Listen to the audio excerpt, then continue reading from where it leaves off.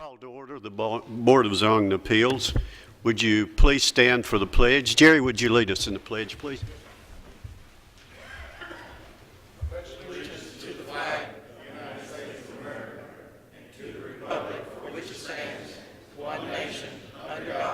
Indivisible, with liberty and justice for all. Please remain standing for a moment of silence.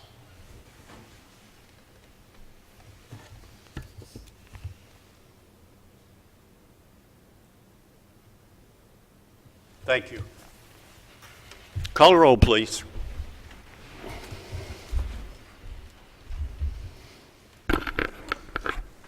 Keith Bratcher, Here. Joe Crowell, Here. Jerry Sartain, Joe Machoto, Here. Michael Rather, Here. Jared Barrett, Here. Zane Cantrell. Present. All members are present, sir, and we do have a quorum. Call. All of our regular members are present and will be voting. Will you have the minutes of our last meeting? Are there any changes or corrections in those minutes? Have a motion that be approved. Do we have a second? Second. All those in favor say aye. Aye. Those opposed, like sign, and they are approved. Have a couple of housekeeping items that we have. We have a really good turnout tonight.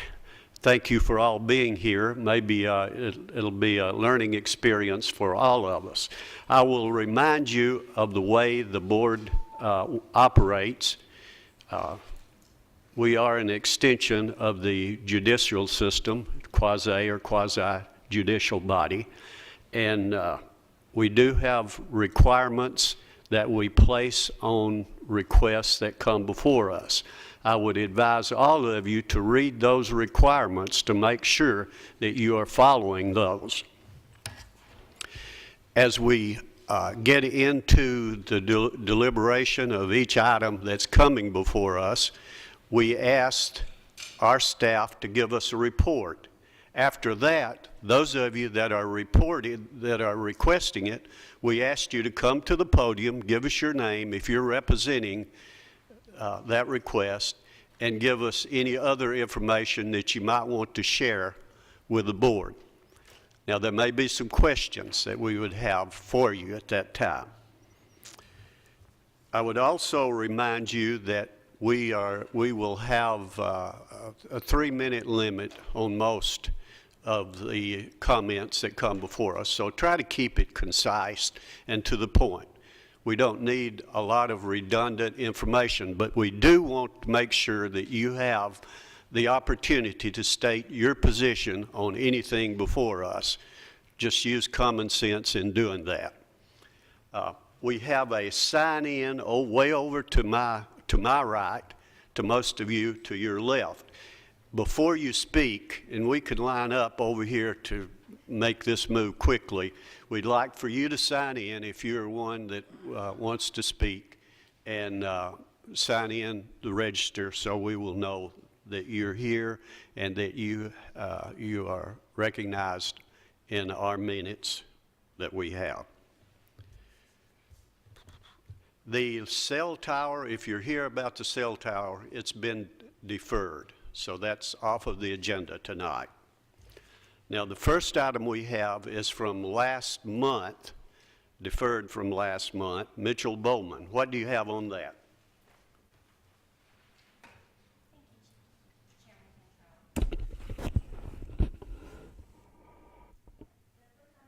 Item on the agenda is application 2013-50.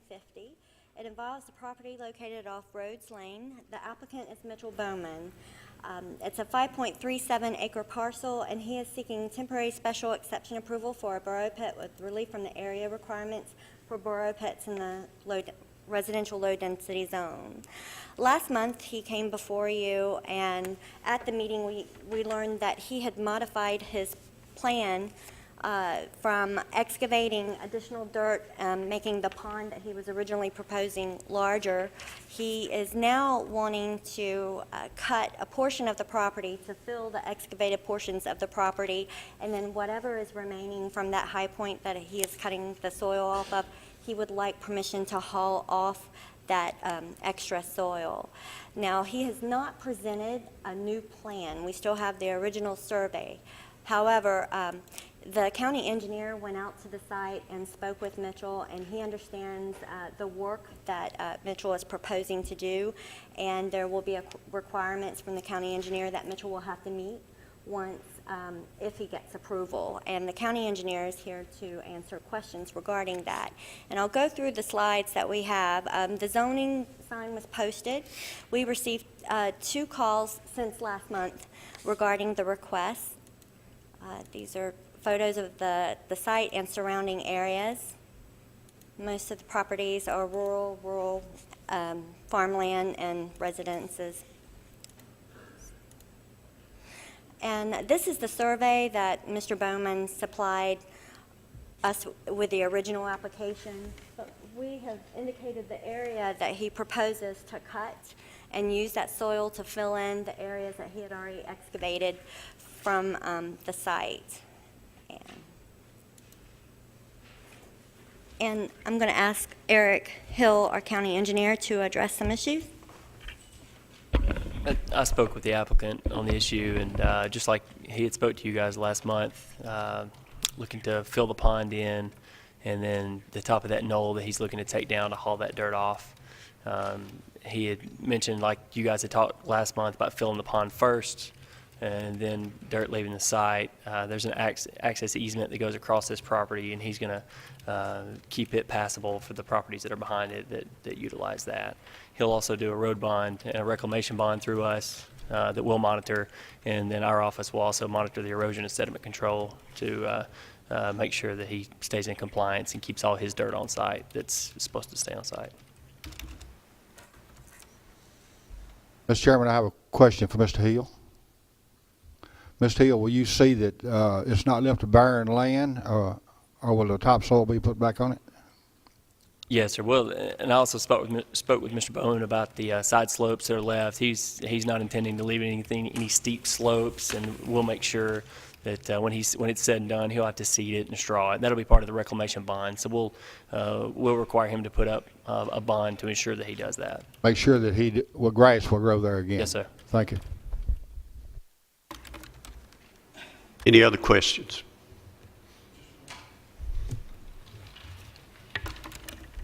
For Danielle, his original application was for a pond, and I know that that's changed. Has the wording in the application, so we have moved to approve it, changed such that we won't be approving what he originally started for? It would still fall under the Borough Pit regulations. It's the temporary removal of resources from the property, and that's what we consider Borough Pit. So any removal of temporary removal would fall under the Borough Pit regulations, so it's been advertised appropriately. Thank you. And what is the timeline on this? Is it still the same? Unless the applicant differs, the permit would still be the same. It would be a 6-month permit with a possible 3-month extension. I think, Keith, you had something to do with it. I just have a few questions. I think last month, and I don't know, maybe Mr. Bowman can speak to it. I think he said about 90 days to remove to move that dirt. I don't know if that's changed or not. And also, I got a question. I don't know if it was mentioned in the request. Eric can answer this. As far as a road bond for Rhodes Lane and all that, he'll be required to put up a road bond. He will, and we're reevaluating our road bond process. We're looking at doing more of a performance-based, to where we set a bond amount at a certain amount, and then the engineering and the highway department in conjunction together will monitor, inspect the road closely. We'll do a pre-survey where I'll go out, we'll send someone out to video and monitor any areas of the road that may be in need of repair now. And so we're gonna watch these roads a lot closer, and then do more of a performance type bond so that we can monitor as they go. We just feel like we'll get a better result from that, but we'll definitely do that with Mr. Bowman. And I've spoke with him about that, and he's agreeable to that. All right, thanks, sir. Mr. Bowman, would you come around, please?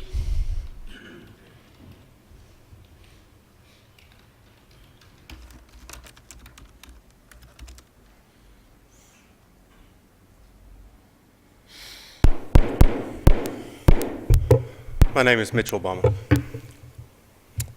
The question is about the 3 or 6 The months. timeline, what, I'd like to keep it at what I requested, 6 months now, since the weather's caught me. Naturally, I'd like to have it done before, but any other questions? What about your neighbors that have the access road beside of you? Is that road going to become impassable in any situation that you're going to? no, sir, I agreed with Mr. Russell to keep it passable. I'll have a piece of equipment out there, and I will keep it passable for him. Okay, thank you. Any other questions? Do you have any other comments, Mr. Bowman? Thank you. You may be seated. We'll open this for a public hearing for anyone who'd like to speak on this request.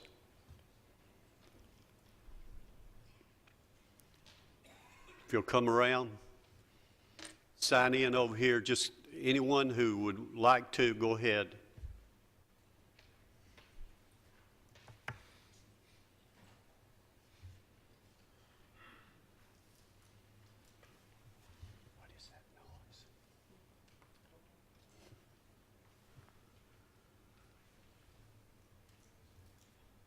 If you give us your name and information. Yes, sir. My name is Martin Likens. Go ahead. I believe we mentioned it last month, but I guess I was trying to get some clarification. How many loads of dirt? What exactly? I mean, I haven't seen anything in writing. I haven't, I guess, seen anything else since that night. So I guess I was trying to get some clarification there. We have no idea how many. Do you? I could not estimate. He has it.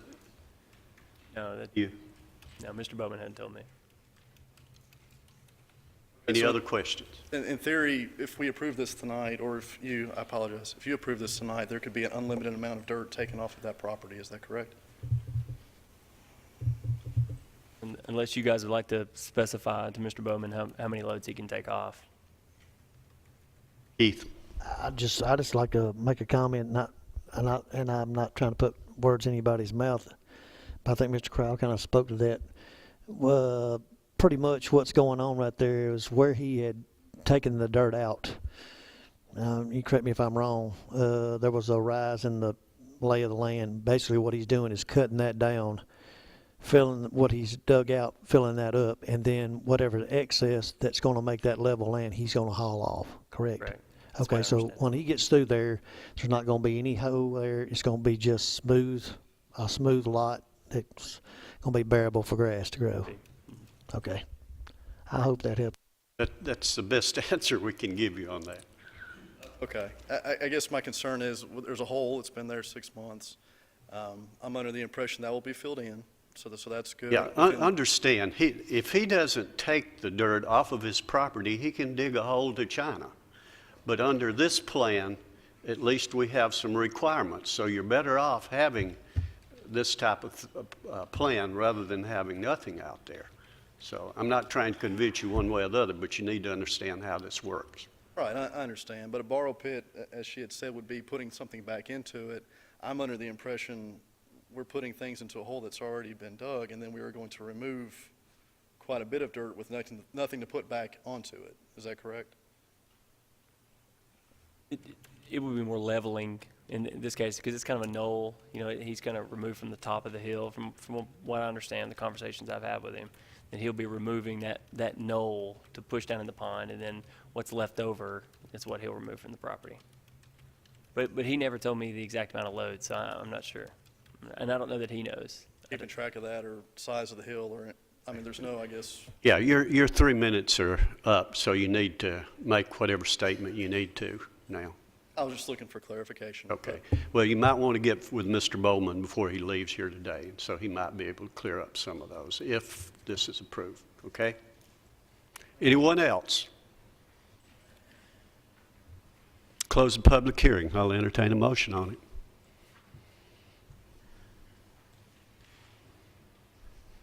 it. Chairman, I'll make a motion that we approve with the condition that he put in writing what his plan is and submit it to the county engineer. Do we have a second to that? I second. Got a second? Any discussion? Call the roll, please.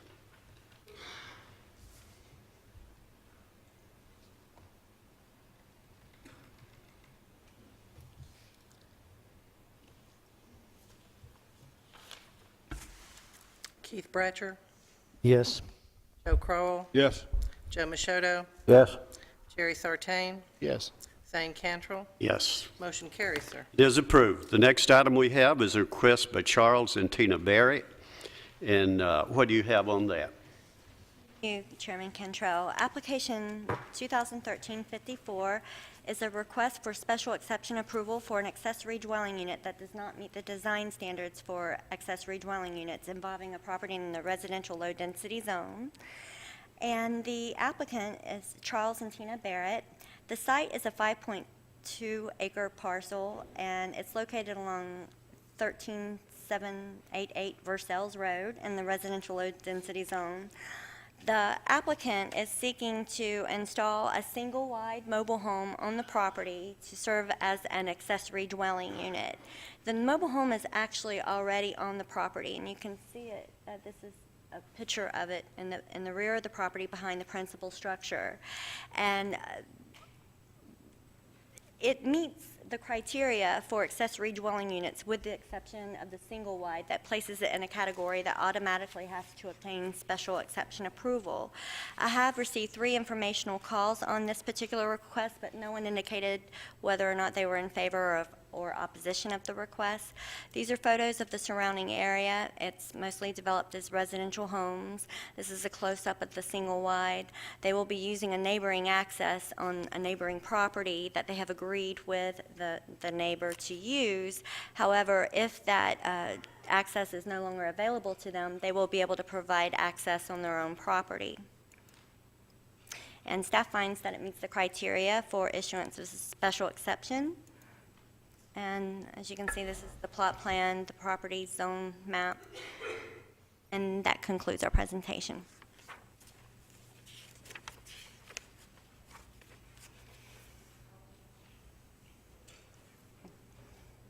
Do we have anyone here representing this request?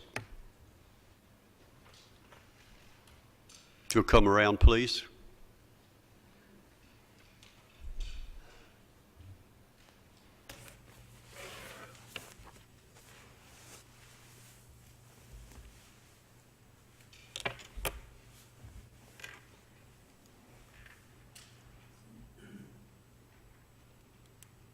You'll give us your name and any other information you might have about it.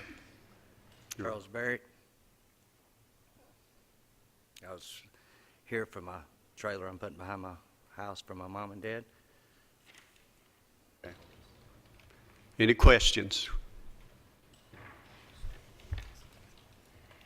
Yeah, Mr. Chairman, Mr. Barrett, the reason you're wanting to put this, why you wanting to put this there?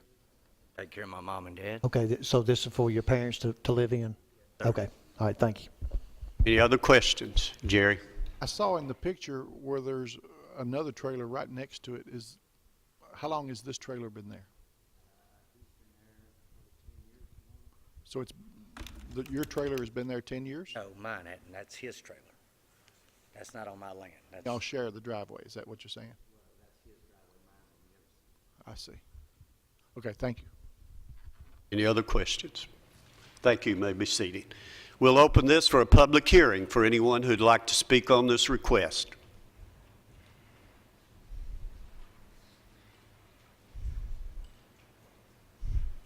Close the public hearing. Do we have a motion on it? I move to approve it. Have a motion to be approved. I'll second it. Have a second. Call the roll, please.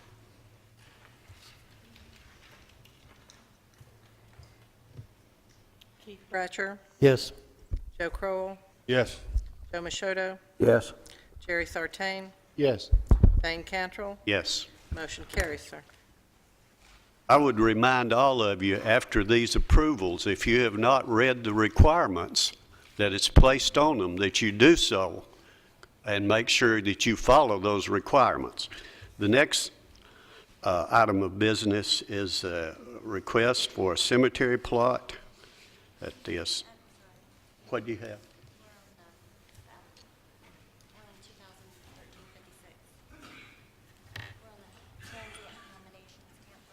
Campground, okay.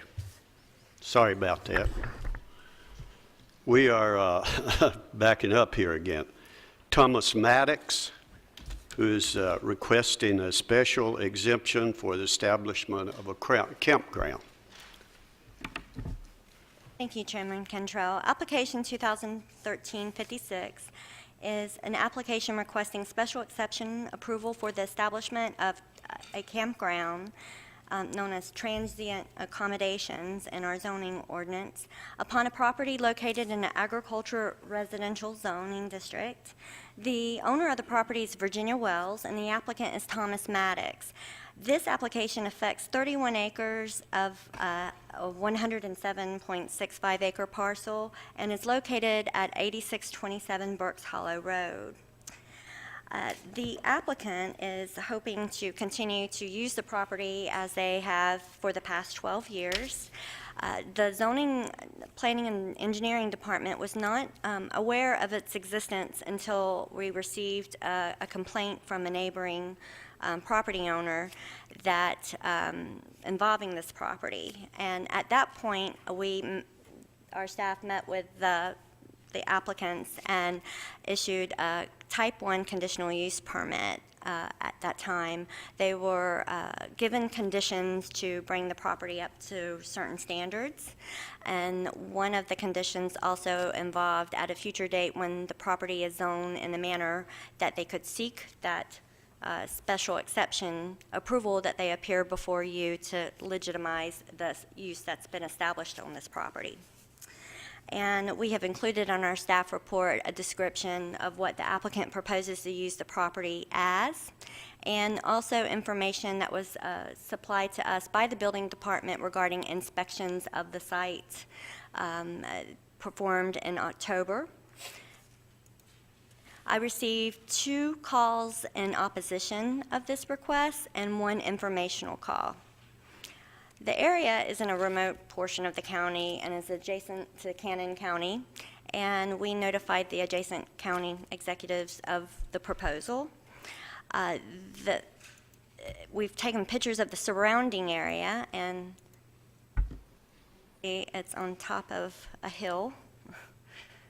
And this is the entrance, and we posted the sign at the entrance, which is located directly on Burks Hollow Road. And this is just an outline of the property assessors. Just to give you an idea, most of the activity takes place in the upper corner of the property, and the zoning map showing that the property is zoned AR. And in the AR zone, someone can seek special exception approval for transient accommodations. And though it's difficult to see, when the building department supplied us with what each structure on the property actually is used for, and we passed those out to the board at the meeting. And that concludes our presentation. Okay, do we have anyone here representing this request? If you'll come around, please.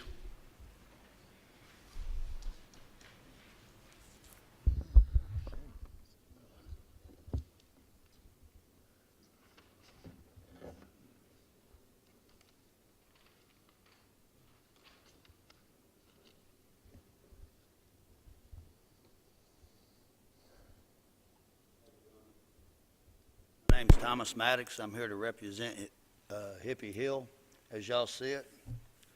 What it is, it's a place to where if anybody is hungry, anybody that's kids has wandered off, or anything that's needing help in life, we try to help them out as best we can. We get them jobs. We show them how to do things. We show them how to build. We have, wow. We have a way where we can sit down and actually talk to an individual. Please don't look at me and just discriminate just to how do I look or anything, because I'm not here to hurt nobody or anything. We're here to actually help.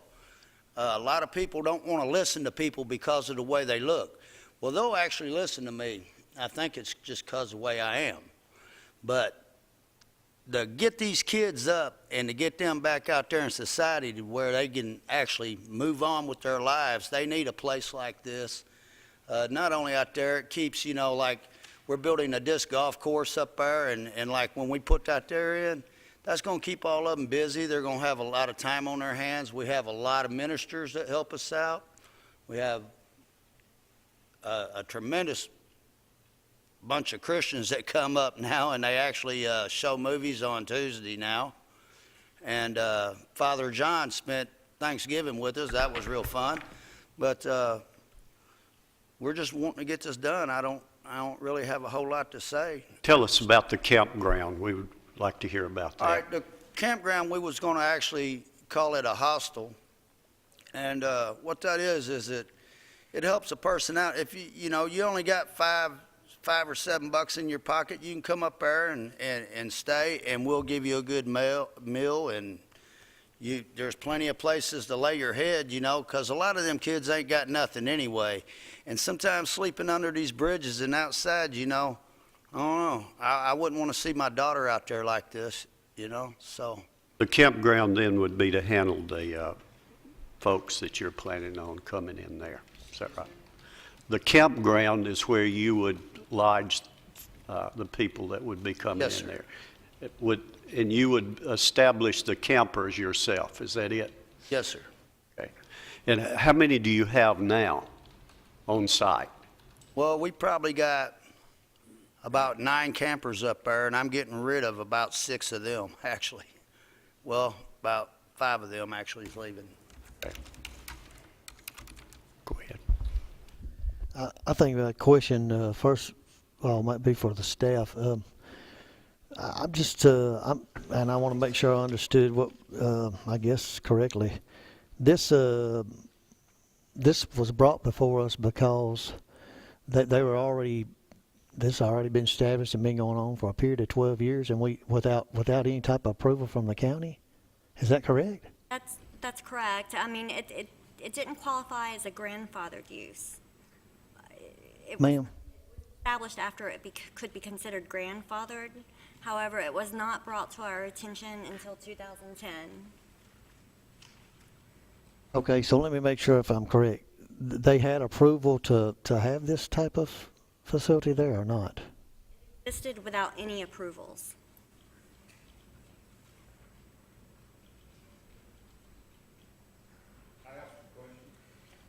I have some questions. These campers, are they anchored down? Me? Are they anchored? Some of them are on the bottom, but not on the top at this time because we were going to move a bunch of them out of there. Mobile homes go by, that they have to be anchored and underpinned and Right, mobile inspected. homes. And inspected, all mobile homes in this county. How do campers, this is for Doug, what's the law on campers? Well, when they pull into an RV park, they don't have to tie them down or nothing. They just pull in there and then they usually leave. Doug, I have one for you. Excuse me, sir. What's the law on campers being anchored and underpinned? And Well, campers, generally speaking, aren't supposed to be used for permanent residences. Mr. Jones could probably speak more to that than myself. And typically, when you see like campgrounds and things like that, yeah, there's not a requirement to tie them down because they're not meant to, they're only there for a short period of time, then they're gone. People come and go. That's why it's more of a transient type situation. But generally speaking, the only time we really allow RVs or campers or anything like that to be used for living purposes currently in the zoning ordinance outside of a campground is in situations where somebody is building a house on a property, or they're maybe renovating their house, or they've had like fire damage or storm damage and they are redoing the interiors and need a place to stay while they're doing that. That's really the only time that campers, RVs, those kind of things are allowed as dwellings. so you outside of- cannot have these as dwellings? I'm sorry? You cannot have campers as dwellings in this county? Not as permanent dwellings, no. Okay, The thank you. zoning doesn't allow them as permanent dwellings. I just got a few more questions and comments. Well, first of all, it's hard for me to believe it. This kind of, I want to say this, I'm not want to say thing, but that this was kind of being conducted without our knowledge for all this period of time. And I guess other thing I'd like to say, Mr. Maddox, I applaud for what you're trying to do here, but I have some reservations about it simply because when we talk about transit and you talk about folks that's, you know, whether it be young people or whoever that's seeking shelter or whatever, I just think that we may be opening, and I don't know what kind of can of worms we might be opening up here to just, I mean, if we prove something like this, is this just going to say, you know, to people everywhere to come here and you can go here and just live haphazardly, and I just, you know, and this is being in a rural setting, I just don't know if that's Right. if it's what, you know, something we need, and I just kind of have a I just kind of have some reservations about it. The biggest one that has already been going on without our knowledge, without any type of approval, without any type of any thing going on with the county us even knowing about it.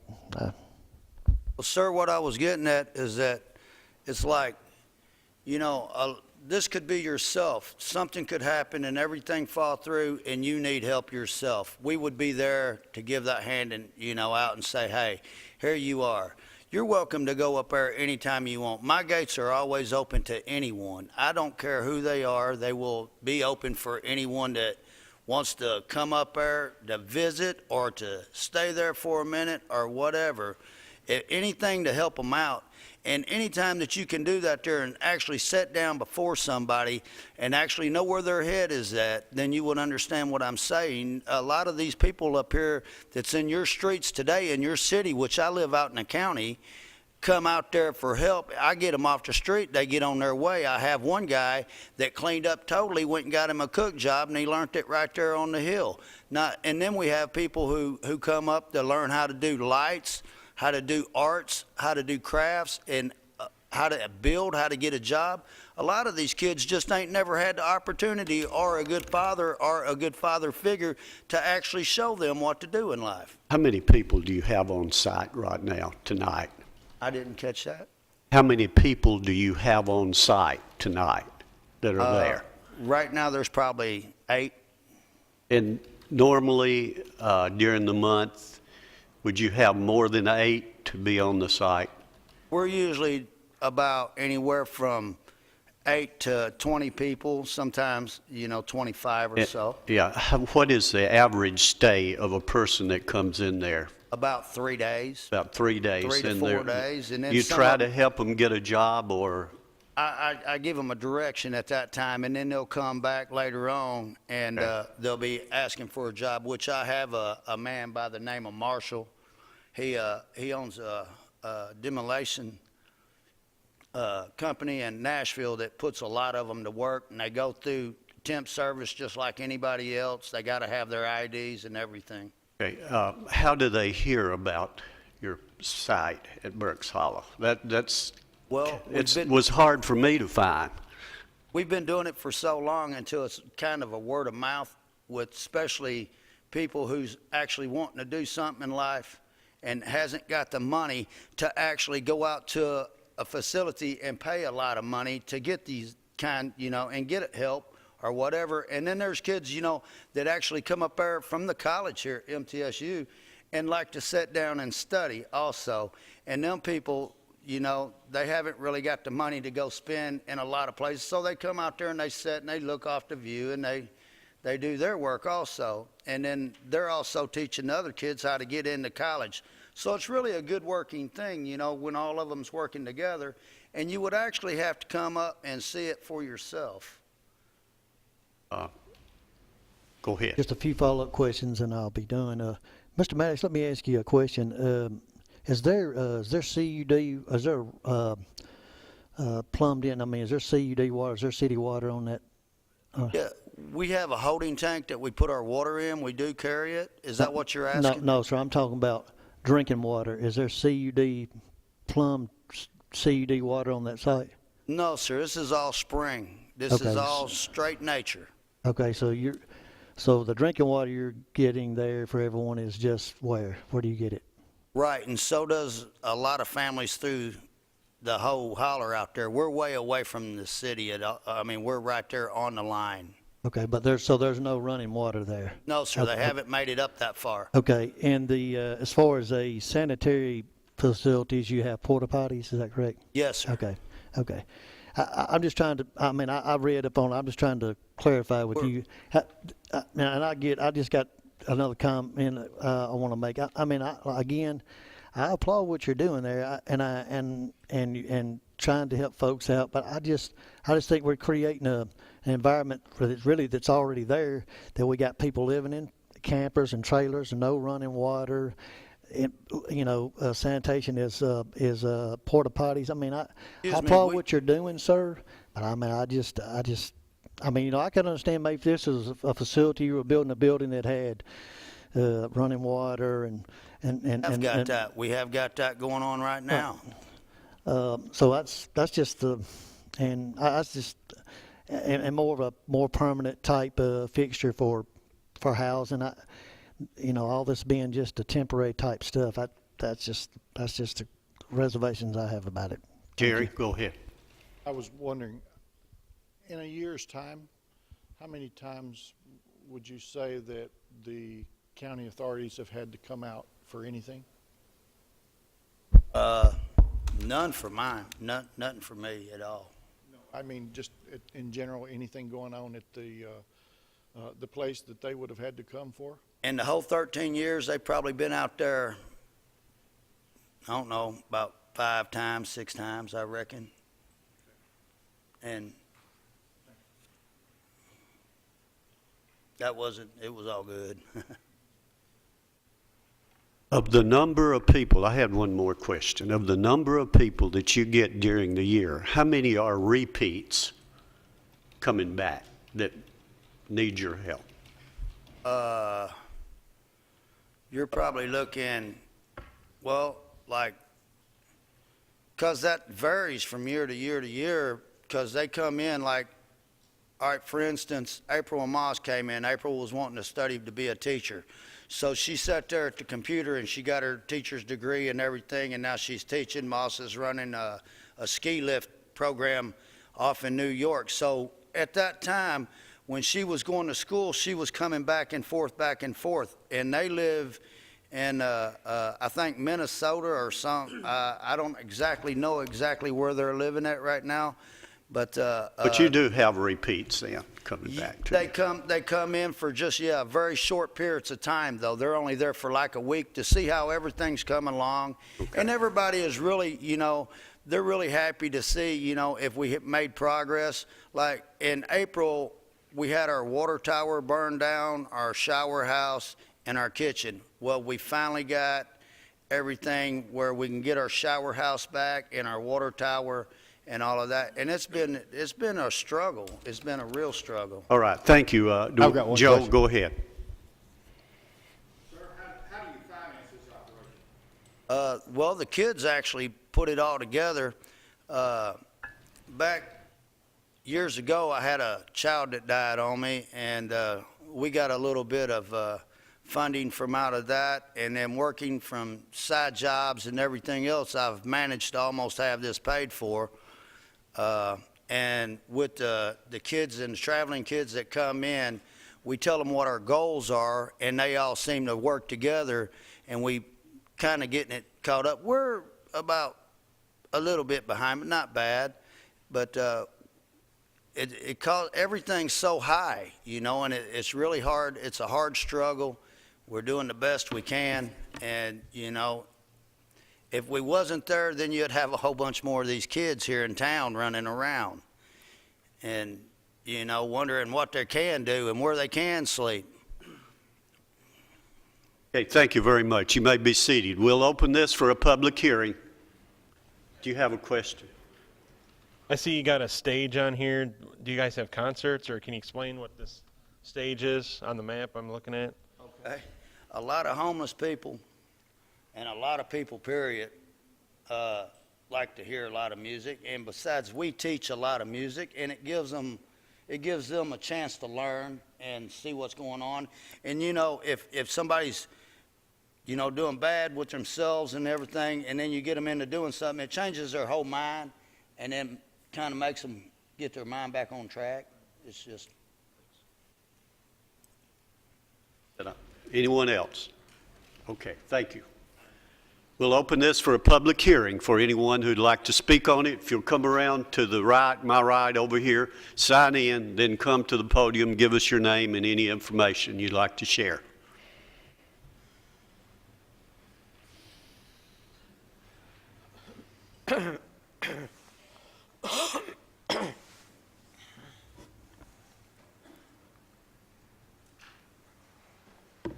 If you are for this, tell us why. If you're opposed to it, tell us why. We'd like to know, and we'd like to know your opinions about the request that's before us.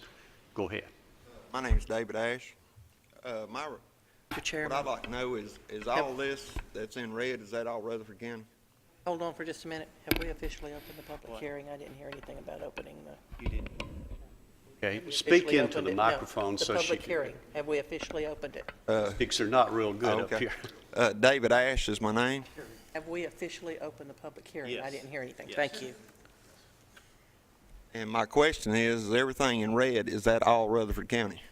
The outlined parcel is entirely within Rutherford County, and that is the 30 acres that are, that is the subject of this application. Is any of that parcel in Cannon County or Coffee County? No, sir. Not showing on deed anywhere? On the deed? Say that again? My understanding that the county line runs through the middle of that property. Go ahead and make your statement. Give us your opinion about this, okay? Yeah. Based on the information we have and the map, you can kind of see the, like she said, the outline of the property. It appears to be, right.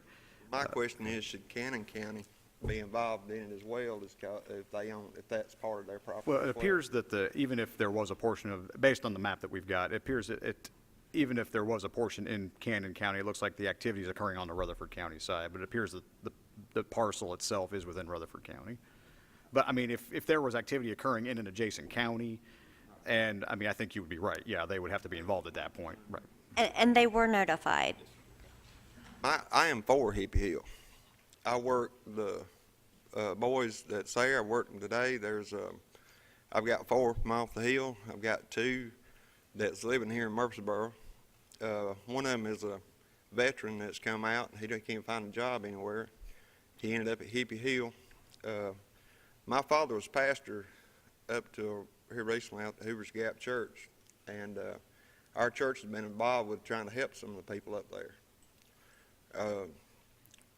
All the people that that went to work with us, we run them through temp service, and we have to do a background check.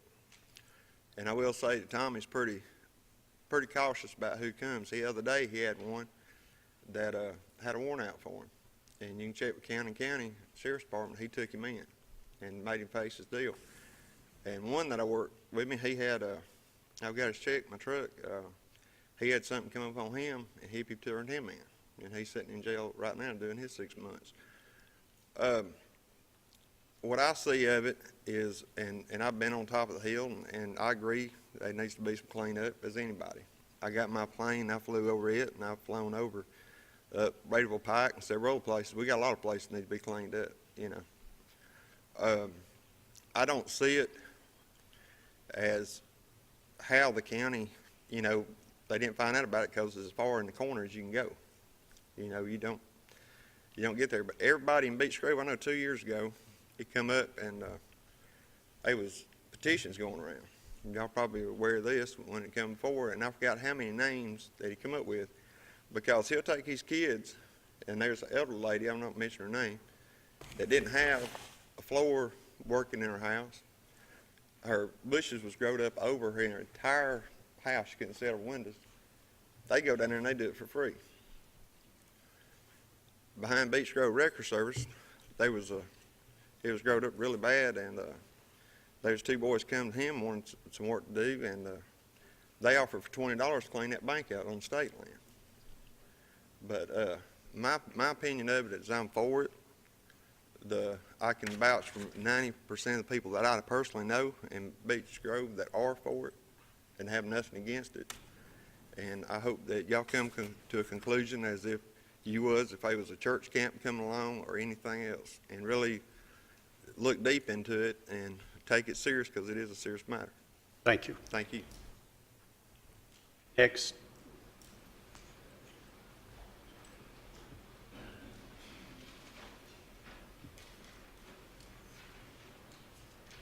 Trying my best to keep my cool. I'm James Jernigan, a lifetime resident of Rutherford County, Murfreesboro. I own property up in this area along with several other people. We raise cattle. The county is being duped by this Good Samaritan talk, and the news media too.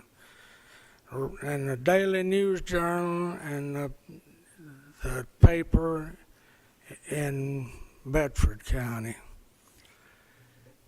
I probably know this man better than anybody here. I have never backed up from anything, and I'm not backing up today. I own a lot of land. Our land is being devalued, and our tax rate keeps going up because of the situation that's up in this part of the country. The southeast part of Rutherford County is suffering because people don't want to speak up. They're scared to. Unless somebody gets in and investigates this situation, young children is suffering in this situation. They take their shoes away from them if they try to leave so they can't walk. I've got some folks over on 64 that knows what happens. They come to their house when they leave. It's pitiful. And nobody's got the brass to stick up for the children, feed the children. There's a sign up on the entrance that says, deadheads always welcome. Who's the deadheads?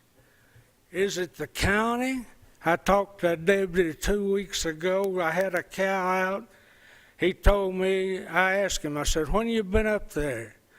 He said, I don't go up there by myself. When we go up there, a bunch of us go. He said, there are felons hanging out up there. This situation is critical, and children are suffering. I know where there's a pair of tennis shoes up on the telephone line. Please, I beg of you, please, not just here, not just this committee, but not just here. I beg of this county to check in on what's going on up in that neighborhood. Thank you. Thank you very much. Thank you.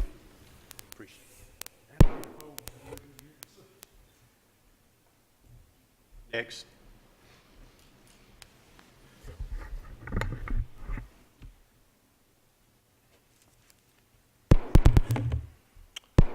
My name's Dwight Tegarden. I'm the minister of Hippie Hill. I've lived in Rutherford County since I was a kid. I attended school here, graduated from Bellwood Christian Academy, become a bricklayer, worked on this very courthouse, built many schools in this county. I said I worked on Nissan and then on Saturn plant. 2009, I become homeless. I was another statistic because of the economy. Hippie, Tom Maddox back here goes, you got a camper or something? Come up here, you can live at my place. If not, I've been out on the street. And I've lived here. I built this place around here, but I'm still going to be out on the street. And by zoning us as what we're asking for is campground, no, we don't have a bunch of ruffians in and out there. No, that's not, I don't know where y'all getting this picture at. That ain't happening. We do feed kids up here. We give them a good place to live. We've had several kids come up here with living in their cars. They get maybe an old camper. Yes, it's an old camper. It's a good roof over their head. And next thing you know, they got a job. Just like the man said, he takes kids out to work every day. They get a job, and now they're living in Murfreesboro in an apartment somewhere and raising kids. We have kids out there that if the farmers need help, They come to Hippie Hill, go, hey, I need 5 of your kids to go help haul hay. We're there for them. When Ed Anderson's house burnt down, we were the first people there helping him get furniture out of that house. And like Hippie said, y'all judge us. Well, you know who this is. Duck Dynasty. There ain't much difference looking. We all look the same. We're the same people here. We ain't had no complaints. And like I said, we vote, every one of y'all, come out and see us. We'll be glad to have y'all come out and see us. Like I said, I'm the minister there, and this man here is talking about all of this, what making them go in bare feet. I've never seen it. I live at the very bottom. I've never seen that. I welcome anybody to come out and see what we do out here at Hippie Hill, how we do take care of these kids that are on the street here. Thanksgiving, we had about 40, 50 people. We come to Murfreesboro and pick these people up and carry them out there. And it may have been deer meat. Yeah, we got some deer. We got meat like that, but we fed them out. My 3 minutes up. Minute. That's about all I had to say. Like I said, y'all need to come out and see what we do.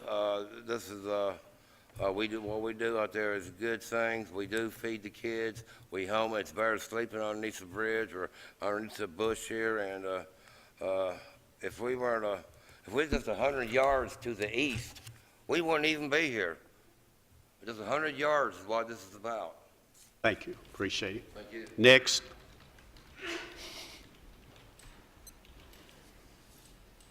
Hello, Mr. Chairman, members of the board. My name's Eddie Miller. I'm a property owner out on Burks Hollow Road also. And the first I heard of this petition was today, so basically I came for information purposes. I don't know Mr. Maddox personally, and personally I have never witnessed any problems out on Burks Hollow because of Hippie Hill up there. I am, however, concerned as a property owner out there. I just want to voice my concern at increased, traffic out there, what commercial activity like this could bring in the future. Again, what a worthy cause. I mean, it's a great cause, and I, for one, am all for helping the less fortunate. So, just wanted to voice my opinion. That's it. Thank you, Eddie. Next. My name is Eric Dill. My property actually backs up to the property here. It's in Cannon County. And I have some opposition to this. And the reason I have opposition to this is there's more than one reason. One of the reasons is part of the road goes on my property, which I'm going to have the boundary reestablished tomorrow. Hopefully the surveyor will be out there. The other opposition is when we're out there working on our farm, they like to bring a lot of dogs in. We've had dogs kill our calves. I've gone up and said, look, the dogs are killing our calves. It was said, okay, I've been down there before and watched the dogs take down a calf. Then I've gone up the hill and said, look, your dog just took down a calf and killed it. What do you plan on doing? Well, we'll pay for it. Well, that payment's never been made. That's the problem is we've got people out there that this is not established to anybody. So nobody's responsible for it. So vagrant people are coming in and out of here, and there's nobody to hold responsible for it. First off, because the county's let it happen when it shouldn't have happened anyway. And then I'll be out on my property, and people will be walking my property. Well, as soon as I go to confront them, they'll start walking back up the hill. Well, what you don't understand is this road here, Burks Hollow, then there's 64 that goes around into Cannon County. It takes a lot of work to get there. So the people that are walking my property, then I've had the other problem is there's shrines that are built on my property. There are tents that are built on my property.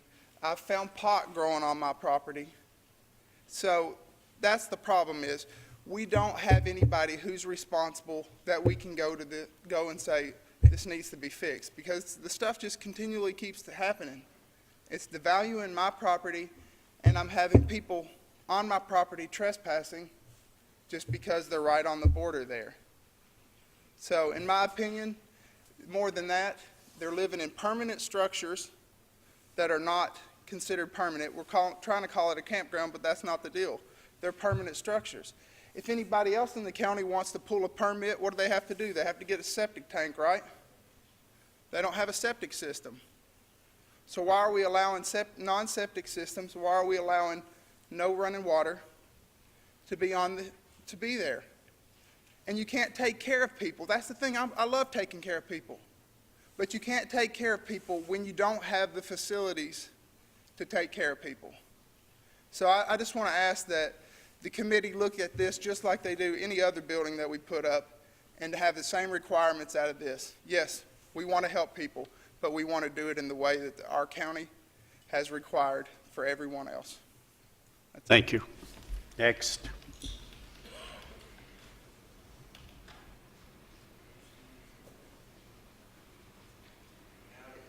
My name's Mike Lynch. I've known Thomas I'm sorry, sir. Maddox for... Can't hear for it. Can you repeat your name? I've known Thomas Maddox for quite some time. Can you repeat your name, please? Mike Lynch. Thank you. If I could just make just a general comment to everybody coming up to speak, there appears to be like a loose wire on that podium or something, which is why you're hearing the pop. So if you could just talk on the microphone without leaning on the podium, I think that's what's causing the noise. But anyway, Thomas Maddox has always helped me out. I've got an old car, and the past few years or so, if I called him at 3 o'clock in the morning to take me to the VA hospital, he would personally come and take me to the VA hospital and stay there until I had anything done or whatever. And I don't, you know, he's always been there for everybody. Like when Mr. Anderson's house burnt down, Thomas Maddox and all the people on Hippie Hill were the first ones there. They stayed at least 3 days helping these people and their family for nothing, you know, just because they want to help them, you know. And I think everybody should look at things like that, you know, and that's about all I have to say. But he's really a help in the community. Thank you. Appreciate it. Next.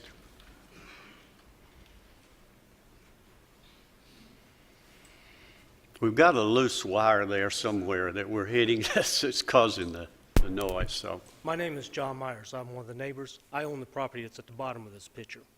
Now, I live in Coffee County. I do not live in Rutherford County. But I do want to address a few things about Hippie Hill. First off, it is not a mobile home park. It is a campground. All the campers that are up there are movable. As for the thing about them being dwellings that are fixed there are some pole barns, but that is it. There's no brick and mortar buildings there on the property. The spring that they get the water from has been tested. I know my friends own the property. They have had it tested. It's good water. So there's no issue right there. Sanitation, they do come up there with the portalets, and they clean them on a regular basis. You don't smell them. They're unobtrusive. The sanitation is fine. As for property values, I know somebody mentioned about the property value going down. Everybody's property value has dropped here recently. Mine has. I got a $500,000 home sitting there. I just refinanced it. Fortunately, even in that proximity, it's still appraised for the same value. So my land's down, my house is not. I don't have a problem with these people doing what they're doing. They've been doing it ever since I've lived out there, and as you all have known, they've been under the radar all this time. They have not, under any circumstances, done anything to raise anybody's curiosity, except for a couple of neighbors. And a lot of this goes back for generations. Apparently there's some family feuds because there was one family there, the Green family, and everything else is growing up around these people. So there's some family issues going on. And we can't address that here. That's something that's going to be generational. But I'm in favor of what they're doing. I have no problems with it. I go up there on a regular basis. The stage that somebody mentioned about, a lot of the local musicians come up there and we play up there. I'm one of them. We come up there and play. It gets us out of our homes from aggravating our families, our spouses and stuff. We get to go up there and play. They get free music, and everybody works out well, fine. So I'm all in favor for it, and that's pretty much all I got to say. okay, thank you. Next.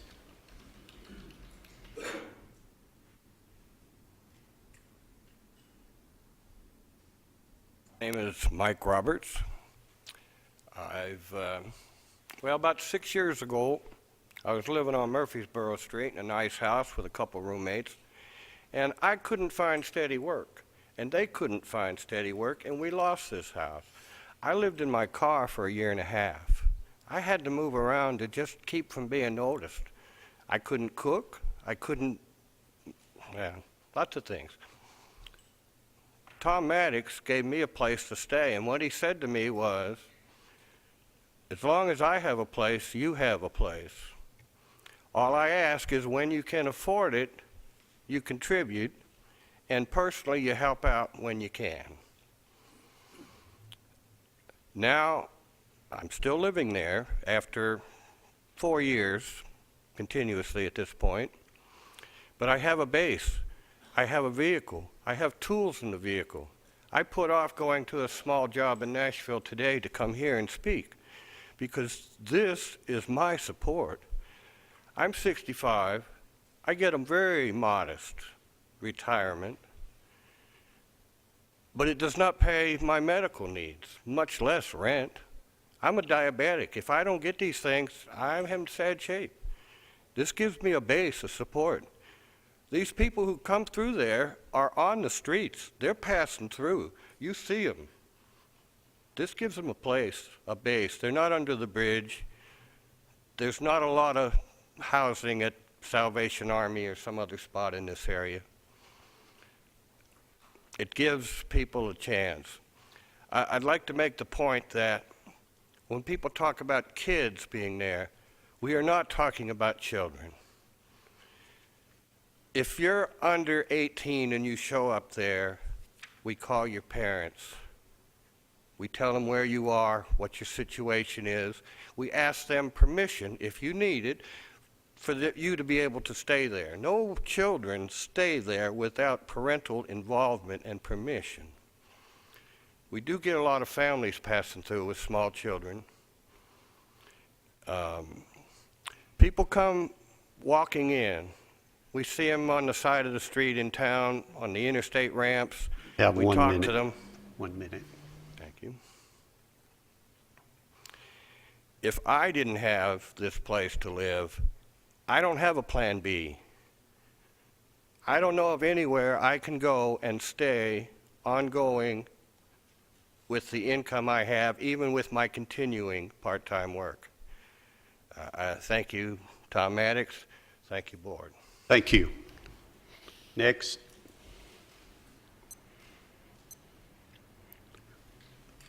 If you, during your deliberation or your speaking here, if you look over here, I'll try to give you a 1 minute sign so I won't interrupt you. But if you're not looking at me, I have to interrupt you. So. I am Barbara Thompson. I own a piece of property at 6811 Burks Hollow Road, which joins kind of sort of this property up there. I also own the property across the road on Burks Hollow Road. Traffic has picked up tremendously going up to Hippie Hill. If Hippie Hill was what it has been portrayed to be here tonight, it would be a good thing. But Hippie Hill is a transit, nothing but transit people that, except for the ones that's living in the campgrounds, living in campers up there. We have people walking up and down Burks Hollow Road with like a hobo with a pack on their back. Usually most of them have a dog. Some of those dogs have ended up down on my property. We had calves in my barn lot that I was feeding on bottles. Those calves ended up getting dead by the dogs attacked them. I have tried to get payment out of Hippie. I have not received anything. He would promise. We get nothing. The cars up and down Burks Hollow Road, hanging out the windows, some hooping and hollering, and the conditions up there, their porta potties, those porta potties I think that were required to be brought in, and the water that is hauled in by water tanks up to the property. So I'm very much against this being approved. I would like to see it regulated somehow, what's already there. I had a home invasion in 2011. The guy that left my house, after he pulled a gun on me, went to Hippie Hollow. The Rutherford County Sheriff's Department did not want to go into Hippie Hollow. Not one car, not two cars. They wanted several cars to go into Hippie Hollow. By the time that they got their group together and got into Hippie Hollow, the guy was gone, and they never caught him. I just ask you to disapprove and to monitor what's going on up there now. Thank you. Thank you. Next.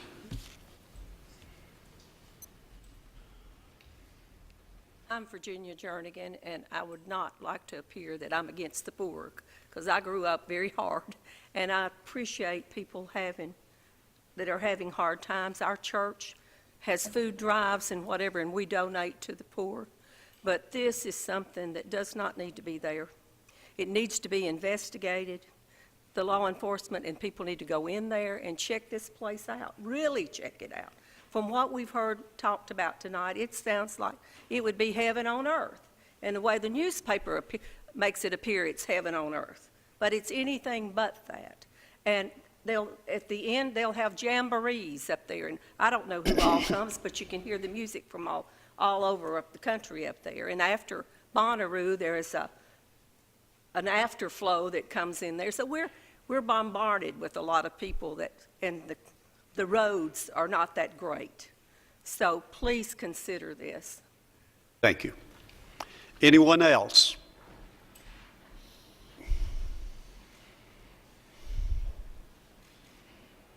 Got one person.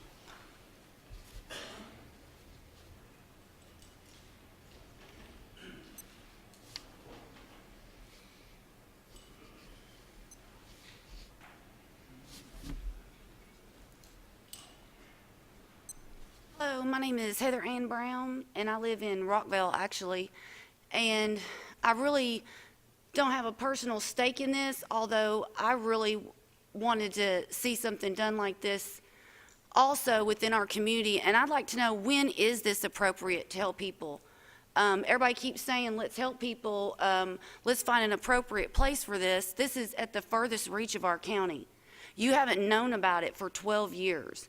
If there was a problem with crime and such and all the speculations by the surrounding neighbors, I think we would have had more trouble out of our law enforcement agencies. As far as the sanitary conditions, Let's hold our applause, please. as far as the sanitary conditions, I've been in a lot of people's homes, and I wouldn't even use their bathroom, and their porta-johns are, I can't stand using them, but they're clean. And as far as the water, we can get into that issue a little bit later this evening, but their spring water is clean. I don't think there is any issues with that. I just think people's irrational fears of the unknown, that's not an excuse to shut someone down. You may not like how they look, and you may not like how they live, but they need somewhere to live. And what is your proposal to do with these people? For them to be jailed, is homelessness a crime now within Rutherford County? I wasn't really prepared here to speak today about this, but it's very upsetting to me to see people stand against someone else trying to help somebody just because they don't understand what's going on. And a lot of people that are basing their fears and irrationalities, they have not even been on this property. So that's just something I wanted to say. And I am in support of Hippie Hill. And I'd also like to say the gentleman that said that things were going on his property, until someone has their property surveyed properly, they don't even know if they own it. And if something's growing on your property, you don't know who put it there. Thank you. Next.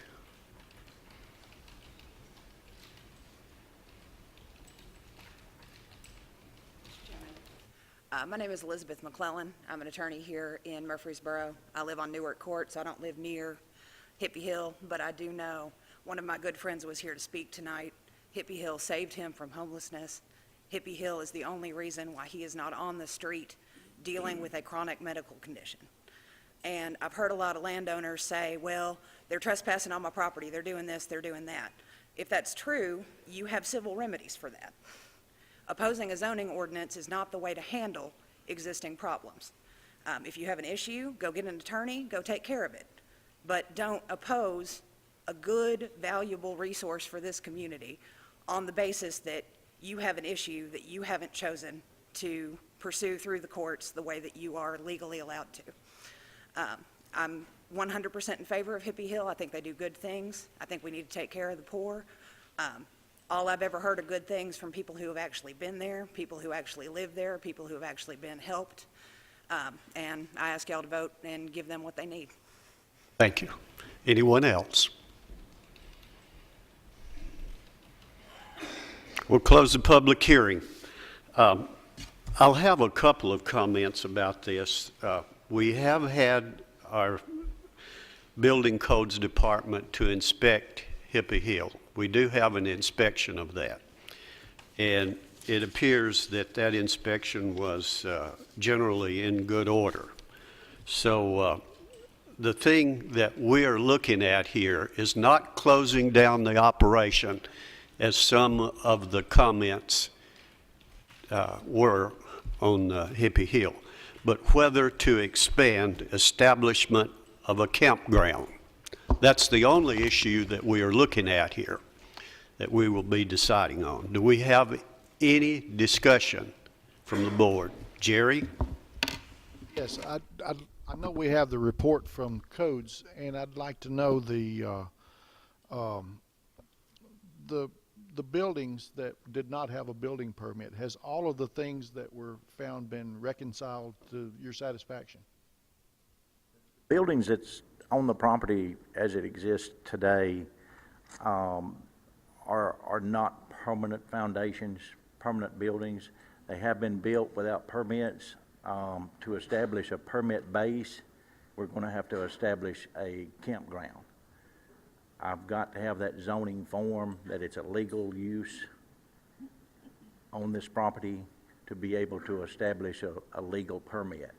So that's kind of what's got us to this point to where the campground approval would give us an opportunity to regulate any buildings, any construction, or any activity on that property. Thank you, sir. If I could, Mr. Chairman, if I could add on to that just a little bit. If approval is granted for this tonight, this is not the last step in their process. Something we've told them pretty much the entire time we've talked to them is that we're going to expect to see some sort of a site plan that demonstrates compliance with county zoning regulations. I know David's going to require, codes compliance as well. Now, one of the issues that they are going to have to address is fire protection, and that is something that we've talked with the fire officials from the county that they do have some concerns with because there is no running water out there. So that is something that somehow they're going to have to address and bring up to the proper codes. So I'm just saying, even if this is approved, this is not the final step. They're still going to have to demonstrate code and zoning compliance.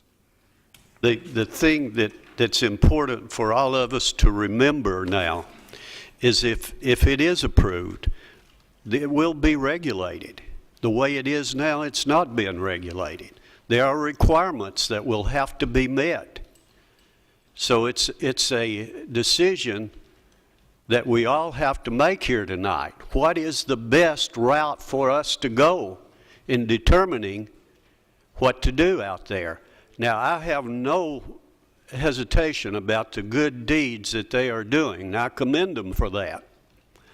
I think they're doing a great job in salvaging human beings, and that's what we need to be about, so many of us. And I agree with those of you who are speaking here. We do need some regulations. We need to regulate it. But the way it is now, it's not being regulated. And this will put David Jones on the hot spot and have him to check more. And, and I'll say this to the folks out there, that, be careful what you ask. This may not be what you want. Question there, Mr. Chairman. From Mr. Jones, when y'all viewed this facility or this area, what about what are they doing for electricity? They have generators, portable generators. Okay, so there's no power there whatsoever being used at this time. Oh my goodness. Well, I guess I'm just looking at there again. I applaud what they're trying to do out there. I'm not trying to do anything against anybody that's having hard times or poor. But with all this not being, it's been out there for a long time, without any type of anybody, just haphazard people living in mobile property, no running water. no type of regulation whatsoever. I'm looking at, if we approve this thing, just the requirements that that we're requiring. I mean, as far as them having to put in a septic system for their gray water and bringing everything up to codes. And by listening to everything that everyone said here, it's not like they have a whole lot of funding. So I don't know, even if we approve this, if they could even bring everything up to codes to do this. Again, I applaud what they're doing, but I just don't. I just have some reservations about this out there. Any other discussion? Joe, go ahead. Well, if we do approve this, then they would have to come under campground regulations, correct? They would have to put in septic systems and whatever for the trailers that are out there for like a regular campground. Am I not understanding that right? That's correct. They'd have to meet whatever regulations are applicable in the zoning and building code. Thank you. Sir. Joe? Jerry? Michael? You offered, so I have to say something. I've been to Hippie Hill one time, and it sounds like they're living in a way that generations before us lived, without running water and electricity, and I think they got along just fine. With the economy we've all seen all around town, and I'm tickled to death that we've got a place that is accepting of those that are hurting. I think the fact that, just as I think Ms. Brown alluded to, they've been there 12 years kind of under the radar. That says something right there. And the whole time I'm sitting here, the one thing that keeps coming to my mind is that it's only by God's grace that I'm not in need of Hippie Hill. And I'm thankful that I'm not in need of Hippie Hill, but if I ever get to that point, I'm glad it's there. And I certainly am glad that we're here discussing this permit and this approval, because I also agree with regulation, some oversight, and accountability on Hippie Hill's part. And that's what comes into play with this. So I just want to make that comment. Thank you. Jerry, did you have any comment? Okay. Do we have a motion on this? Mr. Chairman, I'm prepared to make a motion. We have no electricity there. We have no water there. And using generators would be very unsafe from carbon monoxide. Looks to me like it's very unsanitary. I don't think that porta potties are meant for a permanent situation. And I think any camper or mobile home should be permanently anchored. There's no building permits for any building out there, so I make the motion to deny the request. Have a motion that be denied. Do we have a second? Second. Have a second. Call the roll, please.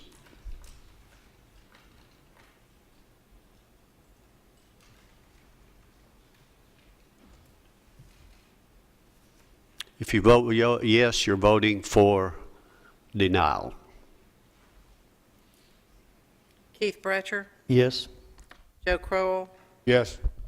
Joe Machoto, No. Jerry Sartain, No. Dane Cantrell. No. Carries, sir. Motion failed. We have another one. Jerry?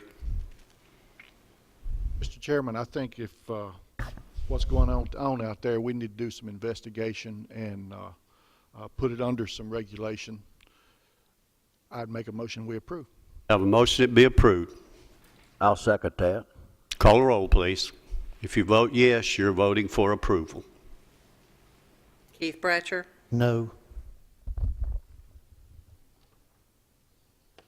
Joe Crowell, No. Joe Machoto, Yes. Jerry Sartain, Yes. Dane Cantrell. Yes. We had a split vote here, kind of split, so it is approved. We'll take a look at this and keep it under surveillance, so to speak. And hopefully you folks can give us, Doug, you can give us a report at some point in time. This is just the first step There'll be others, so we'd like to have a report on this as often as you can, David, if be possible. Joe? Yeah, I'd like to say one thing here. I guess the main reason I voted for it, I want everybody to understand, is because we are putting some regulations into this, and hopefully we'll have some teeth in the regulations that will help control what's going on out there, and maybe put some of the questions that a lot of people are, and comments that a lot of people have made about what goes on, and maybe we can see something positive coming out of this. Thank you. Well said. We will, we have one other item on our agenda. We'll have about a 5 or a 10-minute recess, and then we will take up the last item. Please stay with us. I'm sorry that we're running so long today, but we'll get to this just as soon as we can.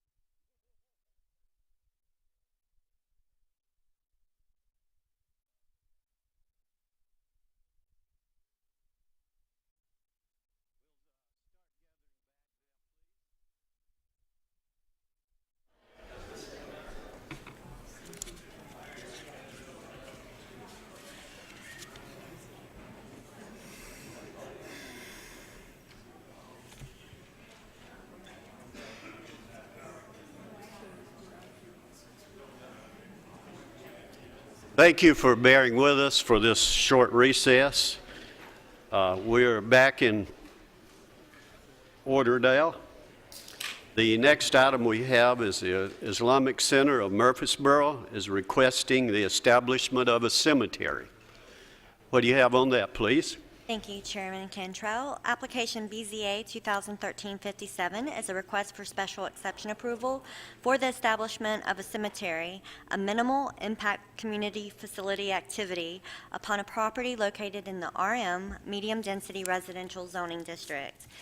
The applicant is the Islamic Center of Murfreesboro, and the location of the property is at 2605 Vills Road. It's a 15-acre parcel that is developed as a mosque and playground with a related parking area. The applicant, in its long-range plans, and it was represented in their site plan that was approved in May of 2010, is seeking to establish a cemetery that will be available for members of its congregation. In 2010, they received a conditional use permit, a type 1 conditional use permit, for the burial of one of its members. However, they were told that once if they were to expand the cemetery, they were required to get special exception approval from the Board of Zoning Appeals. Staff has included in its report we've addressed each of the criteria and how the application demonstrates meeting all of the criteria for the establishment of a cemetery. We've also included a map showing all the locations of cemeteries throughout Rutherford County, and I'm just going to flip through some of the slides now. These are photos of the surrounding area, the mosque site, neighboring properties. An adjacent property is also developed as a church. And the graveyard will be located behind the mosque along that boundary. We posted a sign on the property on November 27th. And this is a map showing all the locations of cemeteries throughout Rutherford County. The red dots indicate the locations of the cemetery, and the yellow color indicates the residential zone. So these properties are zoned residential that you're seeing a total of 514 cemeteries located in these residential zones. Staff also addressed in its staff report the specific standards for community facility activities involving cemeteries, and we found that the application meets all of these standards. We received one phone call, an informational call. They did not indicate being in favor or in opposition, and other calls from media outlets. And that concludes our presentation. Do we have anyone here representing this request? If you'll come around, please.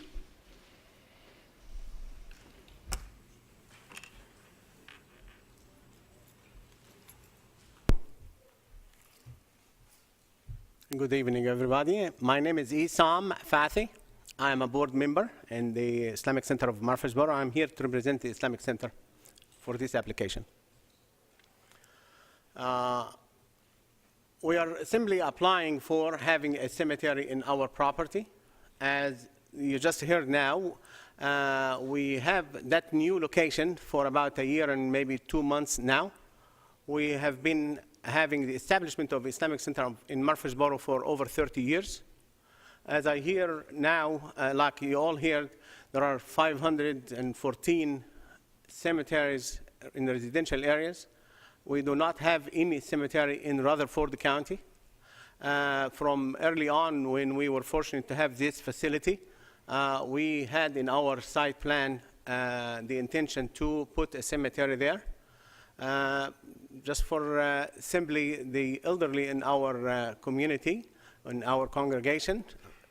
Also the younger ones. I mean, death can be for any age, but we would like to have the opportunity to be able to bury our deceased people in our county, and that's why we are asking for the establishment of a cemetery there, just like everybody else. We try to understand all the requirements and that were given to us by the county or the health department, and we complied with all of them, to my understanding. We actually try to do as much as we can to make sure that we are good neighbors. We have been good citizens for more than 30 years, and we have been trying to be also good neighbors. So we are not here to make any or give any hardship to anybody. We want to just have an establishment of a cemetery in our property, like all the churches that has that. If there is any requirements added to what we have, we are willing to comply with whatever the county or the state mandate for us to have, I mean, to put or to do. We put from early on, we put a very thick trees as a buffer around the boundaries. We complied exactly with what the county told us to do. And we are willing to put whatever it takes around the cemetery itself. We are at the limits where we are supposed to be or more. We have a minimum of 50 feet at least or more, which is the requirements. I don't know of any requirements that we were asked that we did not do, but if there is anything else that somebody think we should do so we don't cause any hardship to any of our neighbors, because that's definitely not our intention, we will be happy to do that. I don't have much to say about this. We just need to be allowed to have a cemetery on our religious property, like the other churches has in the county, so we can enjoy the rights of all the other citizens that are here or in Rutherford County. And if there is any questions anyone has or any concern, I'll be happy to answer the questions if I know the answer, of course. I have a couple of questions. I'll start this off, and I'm sure the board's got several that they would like to ask you. You've been here in the Murfreesboro community for several years. Where have you used cemetery sites in the past for your members? This would be someone who is a member of your organization, church. We call other cemeteries that can be close to us, like some in Nashville, for example, and we ask if we have a permission or have a space that we can use, and then do that. I mean, go and use that establishment. Of course, it is not as simple as we are saying. You're talking about transporting a deceased person with all the community and all the family to go there and have the body or the person to be buried there. Besides, we are crowding another county or another area, asking them for a favor. It's a favor. We keep asking them for favor all the time, and they have to meet, and we have to meet. I mean, what I'm saying, we have to go through approvals. And this is somebody die, and we are trying to get them buried. And if I may say that, we have no conditions of any kind when somebody die except the respect of the body. And one of the respect of the body of the deceased person after they die, I mean, is to bury them as soon as possible. So we don't want to be lingering around when somebody died. We want to be, if somebody died, they can be just like everybody else can at least have a place for rest. Okay.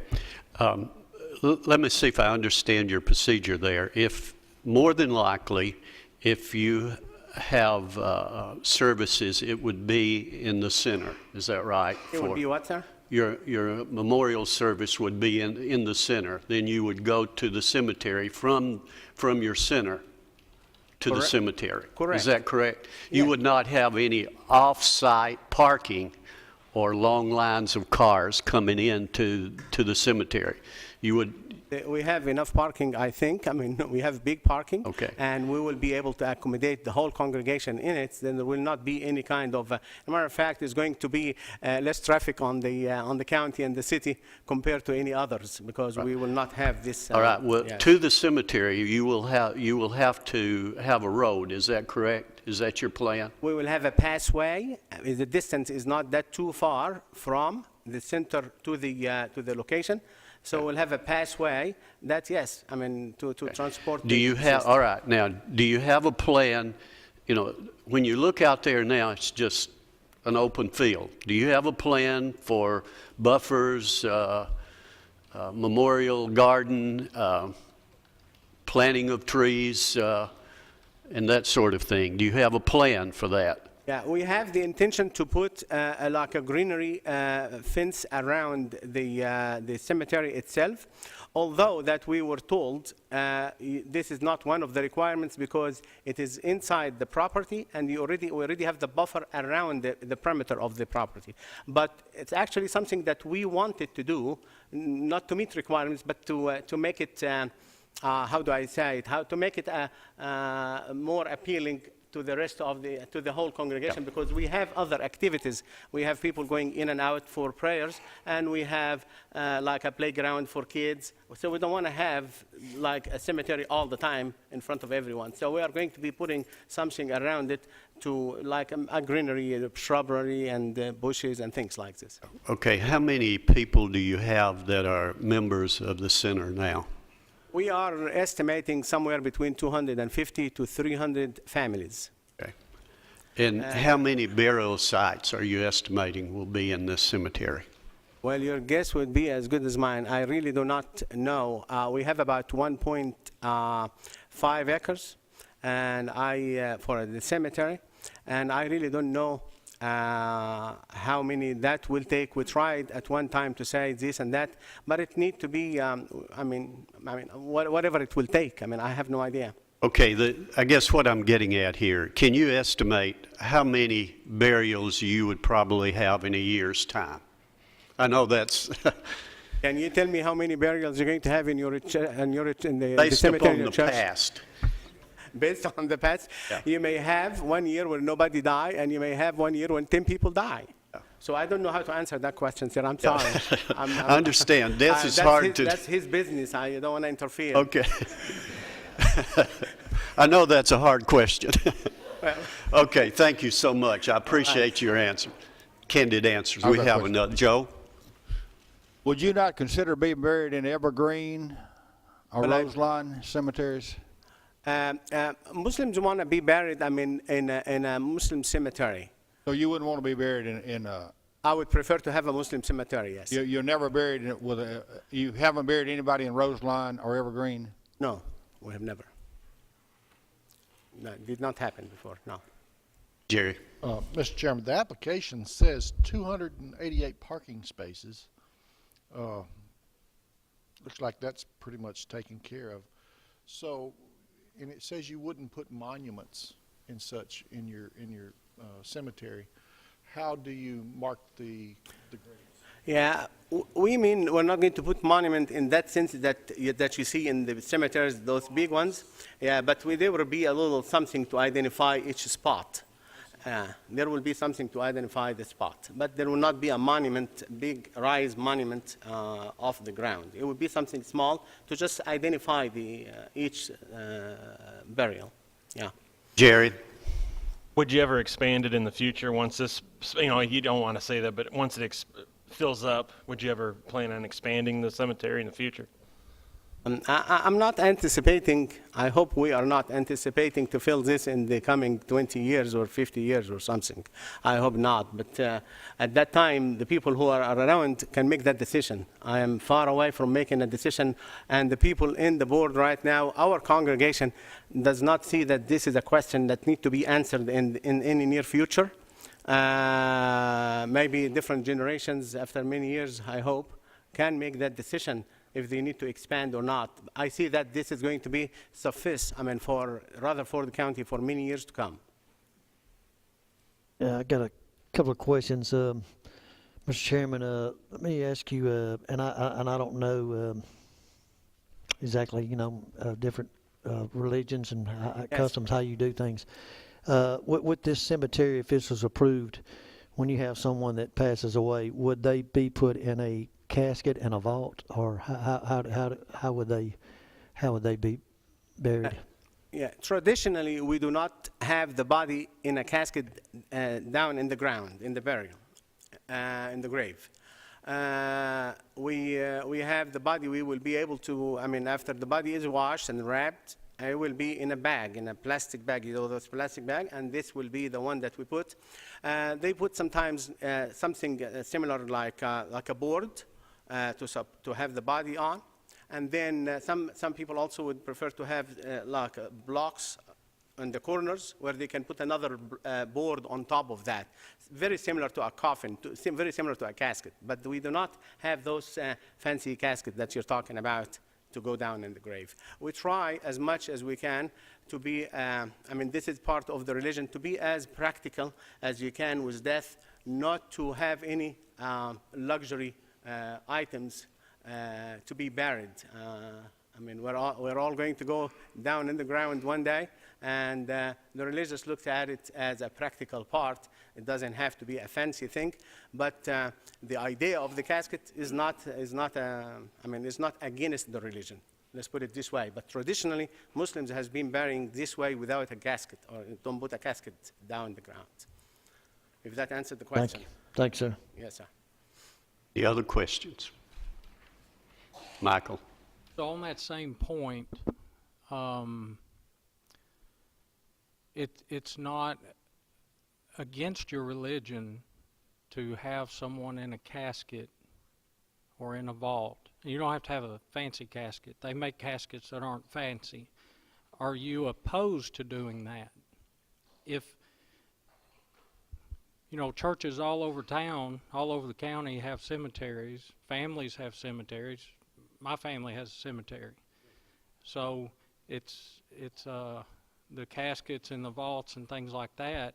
You can still be practical doing that, but it's more consistent with what others are doing, and that's what you're asking for. Are you opposed to that? I just want to say traditionally, Muslims did not have a casket going. And what we are having down in the grave is almost a casket. We're having a board, and you put those blocks, and some people would like to put boards on the side, and then after everything is there, they put another board on top. But just traditionally, it did not happen that we have a casket that goes down through the years. So I do not want to say the word I'm opposing to this. If it comes to something like this, if this is something that we feel like it's going to be serving any purpose, if it does serve a purpose, we will not object. If the county says this is going to, has to be mandatory where we cannot do that without it, I do not want to hold the approval for that. But I would prefer not to, if it is not a requirement, if it is not something that is really needed. Just not to break the traditional of the Muslims burying their bodies this way. They are in a plastic bag, which is actually more secure than the wood, as far as securing the body in something. But opposing, I do not want to oppose.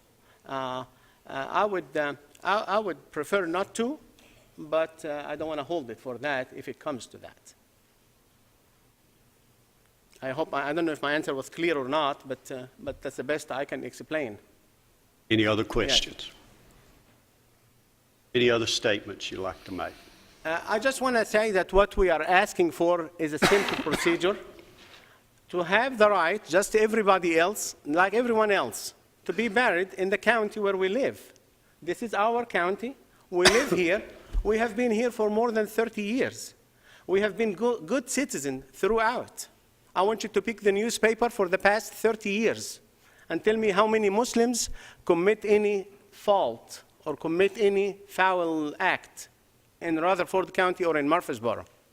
We have been good citizens. We have been trying to be as good as we can living in Murfreesboro and in Rutherford County. We are in all walks of life.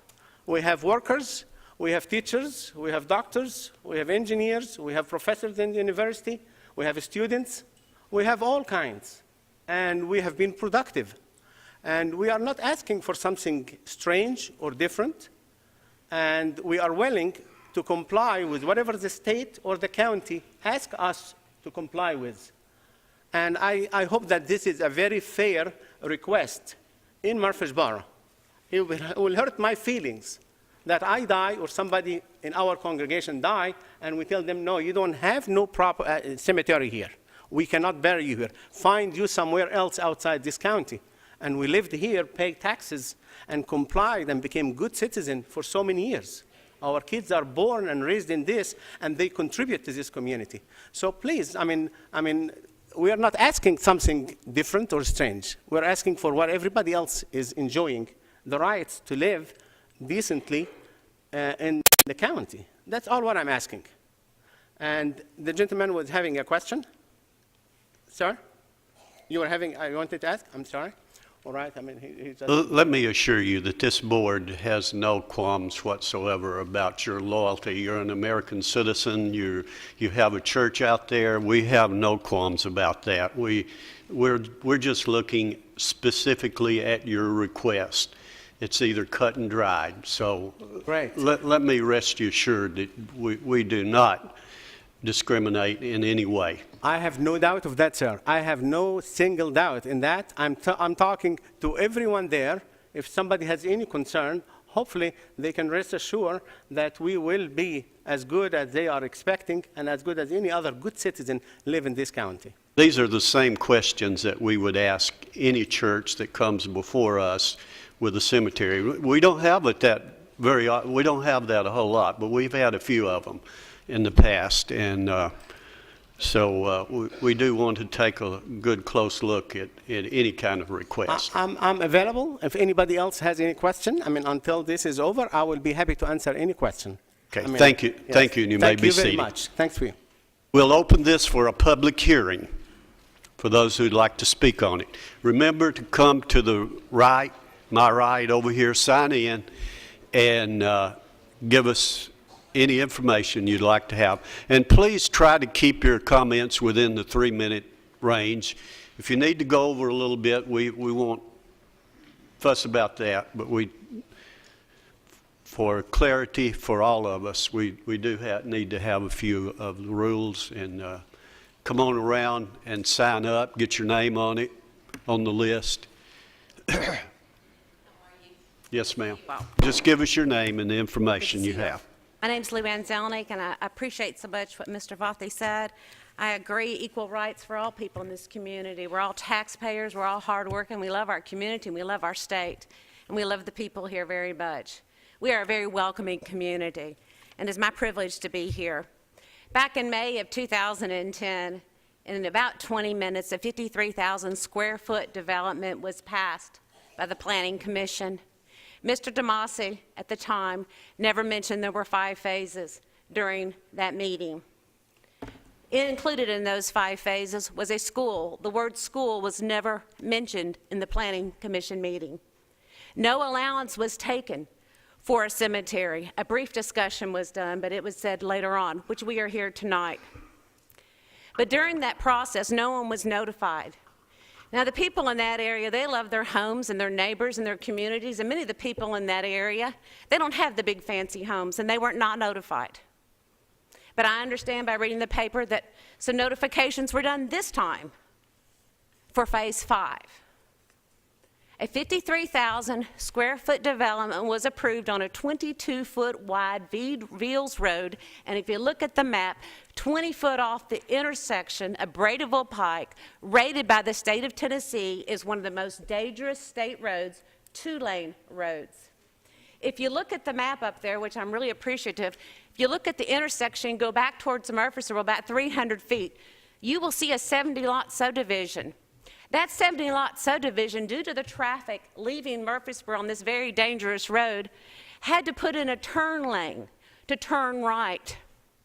But due to the pressure that was put on, I guess, somebody to pass this 53,000 square foot development, not even tell the citizens, much less even tell the elected county commissioner who was elected to office to represent the citizens, you all didn't even consider a turn lane. There's been numerous accidents. That's very dangerous. So when this doesn't happen, does that mean the developers don't have to pay for off-site infrastructure costs? Widen Veals Road. Put in sidewalks for a school. Put on the stripes on Veals Road. Put in a turn lane. What is wrong with that? And I know, a bunch of politics was involved in it. I just work for the people. I believe in equal rights for all people. And everybody else, I mean, if a little Dollar General store in Las Casas or a Rockville has to put in a turn lane, you all, what happened here? It was pushed through so quickly. I've watched the tape probably 20 times, and I can't believe it's the same planning commission that I had the privilege to sit on once before. They weren't told. The planning commission was not told. And I don't know what to be afraid of. We're all citizens. We're all good neighbors. We all live here. And I don't think the people of Rutherford County should have to pay to widen the roads, put in infrastructure, put in sidewalks for a school. A school. All people are equal, folks. A traffic study was done. I think Mr. Demasi has referred to it. That was for a stoplight, and anybody can tell you, you don't need a stoplight coming off Fields Road to turn left, going away from town on Vadersburg. It's to turn right. We need a turn lane right there by Grace Baptist Church. I believe I've called it a development, but what it's really called on the plans is Islamic Cultural Center. It is 5 phases. 5 phases were never mentioned as a part of the planning process. As a part of the planning process, after that time, without notification, a lot of changes were made. And you all asked so many good questions here tonight. Nobody knows, because it was never given due process. And when we finally got a little more time to take it back to review the plans, the Department of Justice came in with Eric Holder and took away due process. Took away due process from the citizens of Rutherford County. It's your choice. Thank you. And I'm not going to overdo it. Thank you so much. I would appreciate you sending it back, reconsidering, taking the time to re-examine it from a safety concern. I have been in heavy construction. I was a business owner here, job creator, and built roads and engineering. So I kind of have been around a lot of this, and I have never seen so many people get away with so much. Thank you all so much. Thank Any you. questions? Thank you. Appreciate Any it. questions you all afterwards or get myself? Thank you. Next.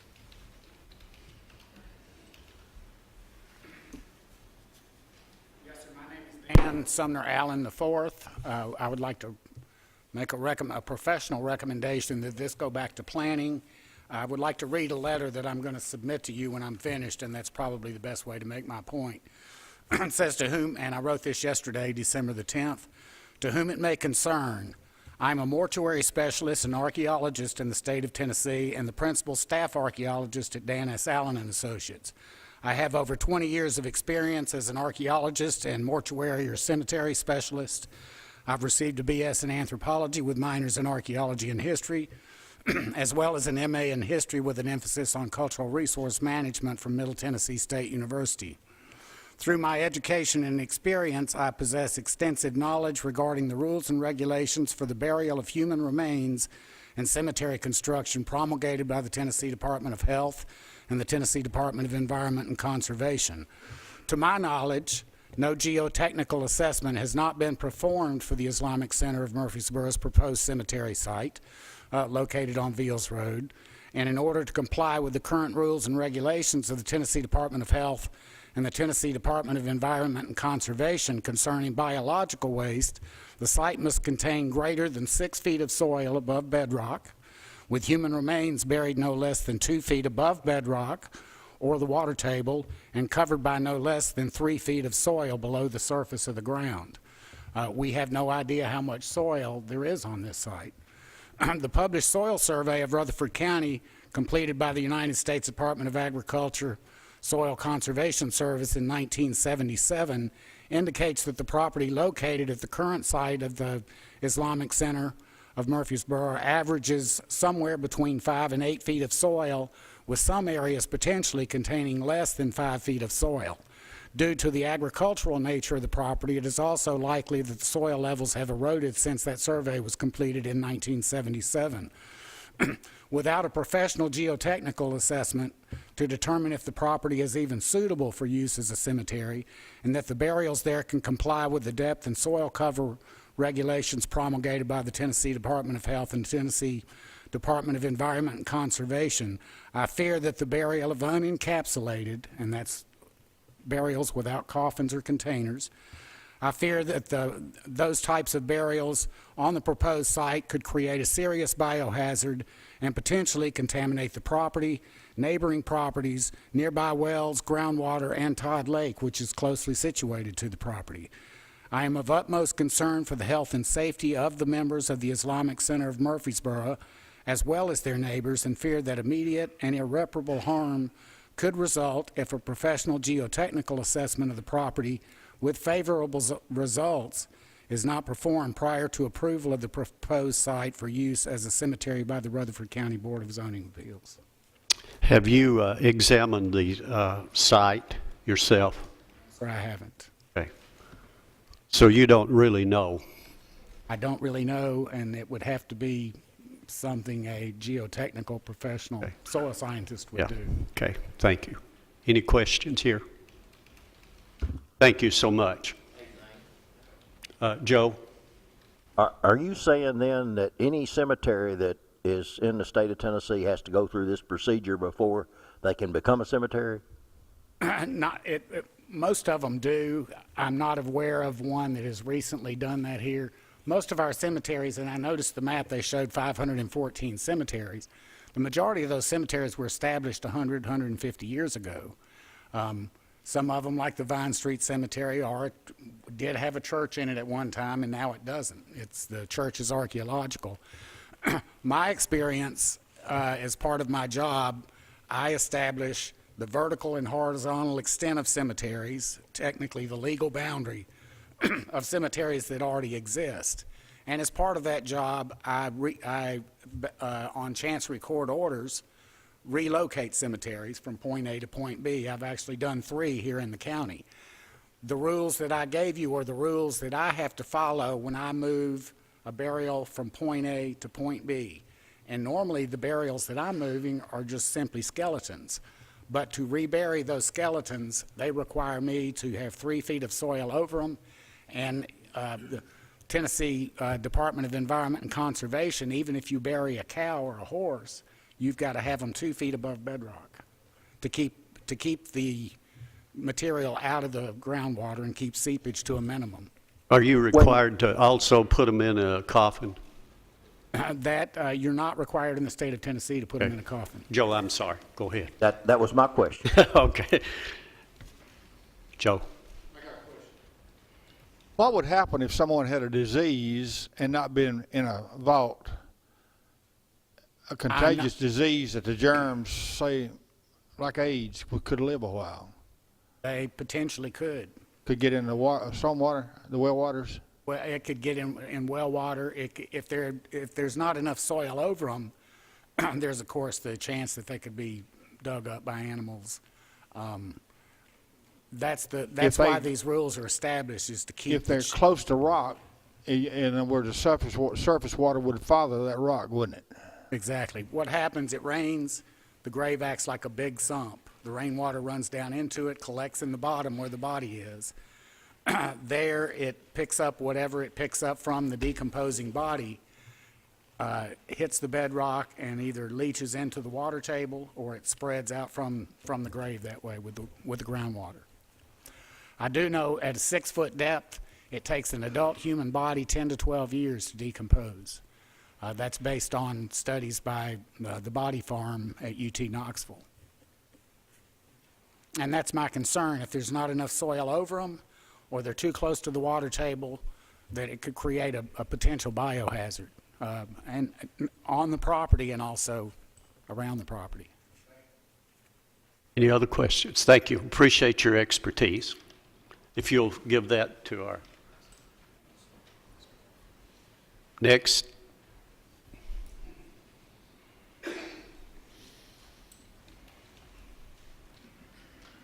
Yeah, my name's Heather Ann Brown, and first of all, I'm not against anyone. I'm for equal rights and standards for everyone within our community, with unbiasedness and no preferential treatment shown by elected leaders to anyone. I don't know if anybody's noticed, but we're in a world power shift, and if we don't figure out how to meld our cultures, we're in big trouble. And we have to, as religions and cultures, get over my way's right, your way's wrong, and I know best. That thought process leads to contempt, hate, and racism when we should all try to bridge religious and cultural divides to come up with a way of life that works for everyone. On the facts of the cemetery, again, I'm not against anyone, and I hope this helps y'all know what some of the fears people have because they're not educated on your culture and maybe what some things might need to be looked at with our planning commission. There are no set standards or guidelines, and these are considered green burials.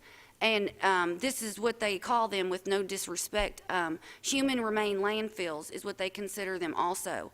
I could only find 36 green cemeteries because this is a new way of burying people, and one reason is because of the economy and because, you know, boom of population. If we keep burying people in these expensive caskets and concrete vaults and whatever, you know, we're going to run out of land.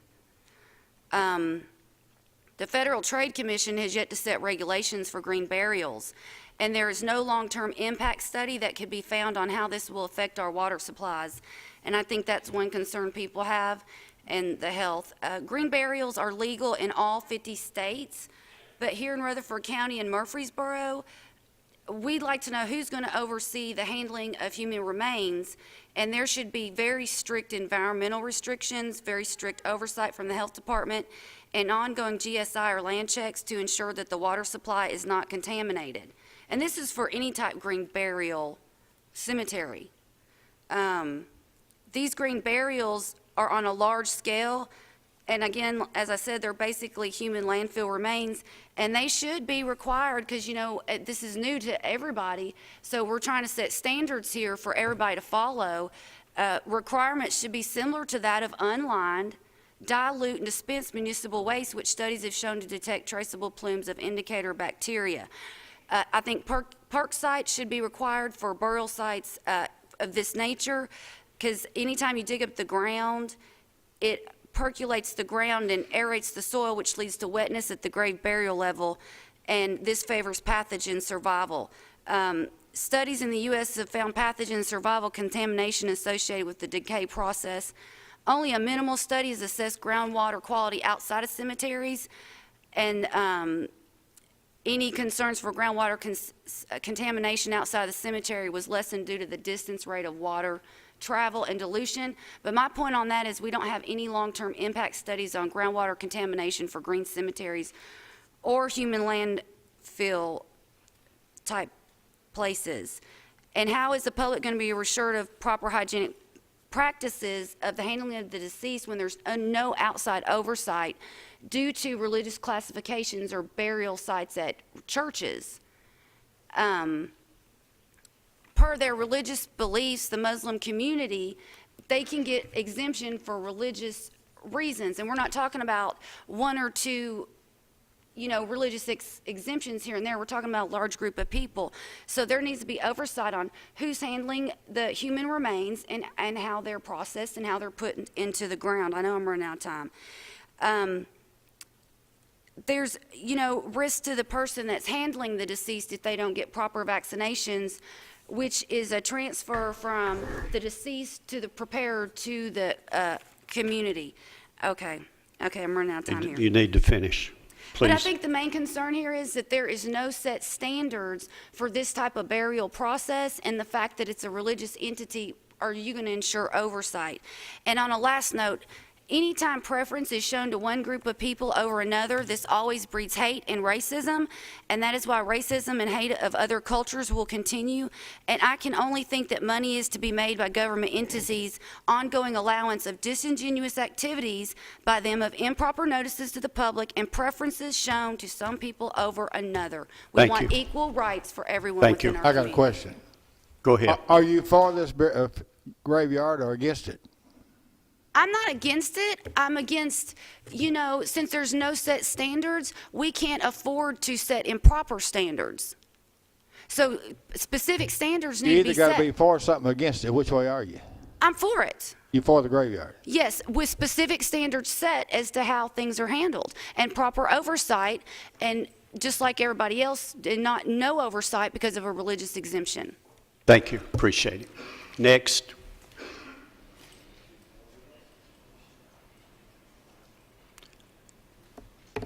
Any others for the public hearing? We don't want to overlook anyone. Just go ahead and sign up.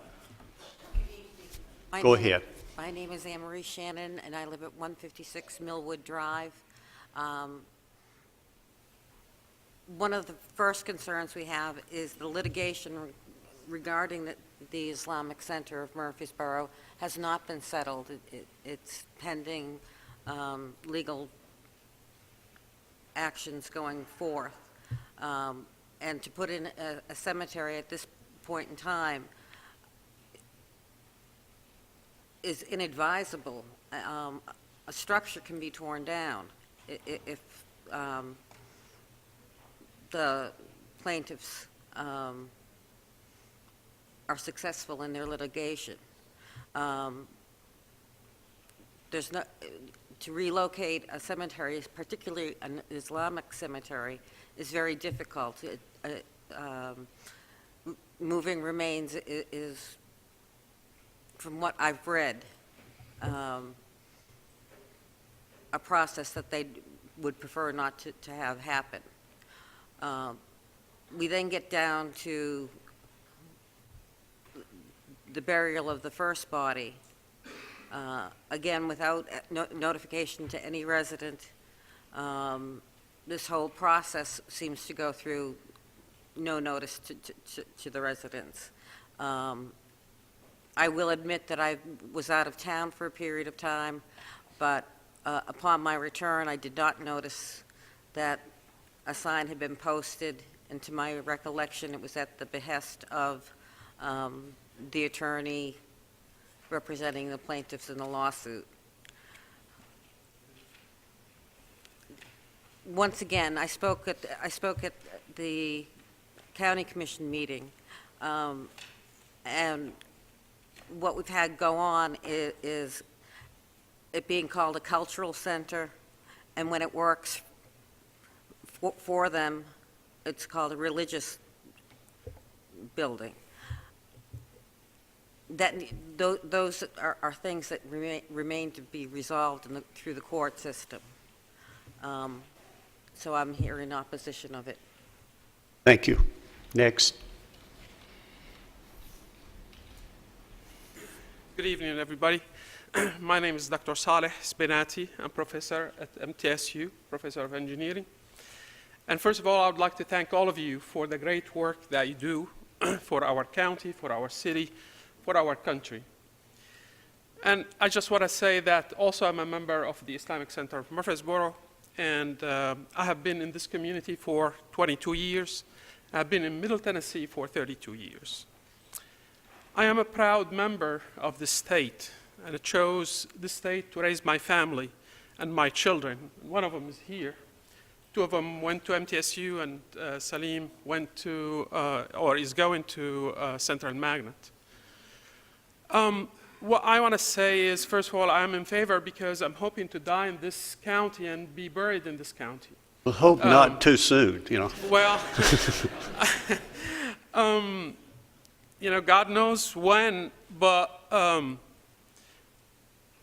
it's very hard to see. You know, I attended few funerals, and you ask the question, you know, where is the closest site? And it is in nowhere's land, actually. I really went twice. I would not be able to go back to the same site because it's so difficult. It's so out in the country. It's so out in the mountain that actually we have a hard time to get there, and we have people lost along the way. And it takes about an hour and a half to get the person there from Murfreesboro. So imagine if the person who died needs to be taken to the center, washed and cleaned, and then be buried. It's going to be several hours. So that's not logical. I mean, we have a site, and all what we're asking is for treatment like everybody else. Now, I know every movement we're making, it's political case, and enough is enough. Luwan lost the election. Live with it. I want to see that person who's self-proclaimed as archaeologist. Paid by who? Nobody asked that question. This is all lies. Enough is enough. I have been in this community more than you have been, or many of these opposition, so-called. So what I would like to do, well, I want to make sure because I wasn't hearing much over there when I was there. So, we have been hearing that we are terrorists associated with terrorist group and so on. Well, we are the subject of terrorism. You know, we have been, you know, threat of bombs. We have been handling arson. We have kids who are intimidated in school, female that are intimidated. Tell me what single act we have done for the last 32 years, and we have family who lived here since the 60s. I mean, you know, if people are so narrow-minded and they cannot open their eye and see, we are productive members. We have been here as teachers, doctors. We are saving lives. Man, and they just want to oppose anything comes from this community. The United States is a melting pot, and we are part of this fabric. And we are proud to be here, and we're proud to raise our family and kids here and educate others here. Thank you. Thank you, sir. Commissioner P.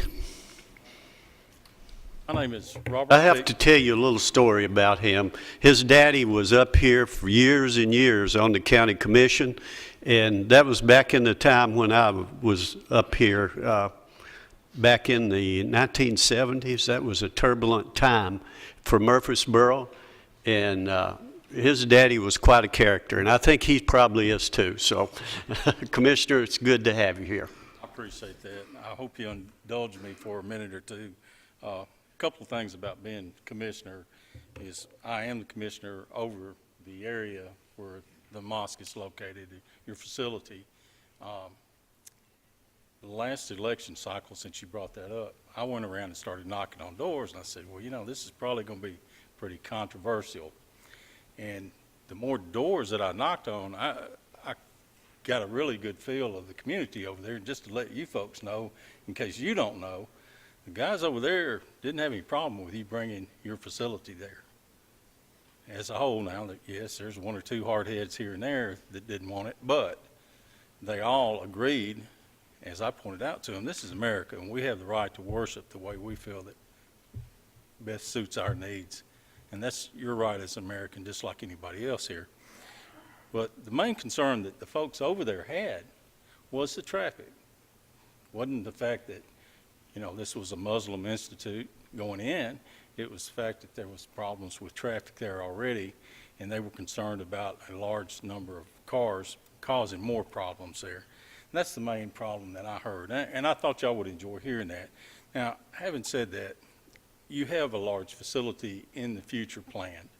And I want to say, because you're going to ask the question, I'm going to tell you, I'm for them having their cemetery. Okay? So I'm for that. However, I think that we need to upgrade.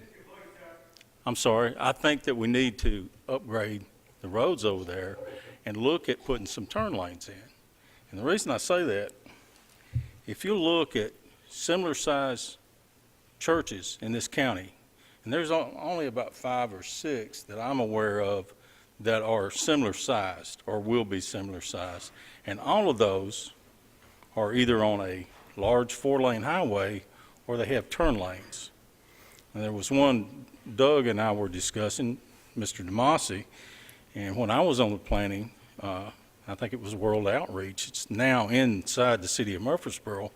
But we told them any further expansion they did, they would also have to put turning lanes in at the time. So my point being, any facility, whether it's yours, a Church of Christ that I attend, or whatever that's out there, the Methodist church that this man here attends, we all need to take in our safety concerns. You know, that's part of it. There never was a study done for turn lanes over there. There was a study done for a traffic light. That is correct. I had some complaints from individuals over there.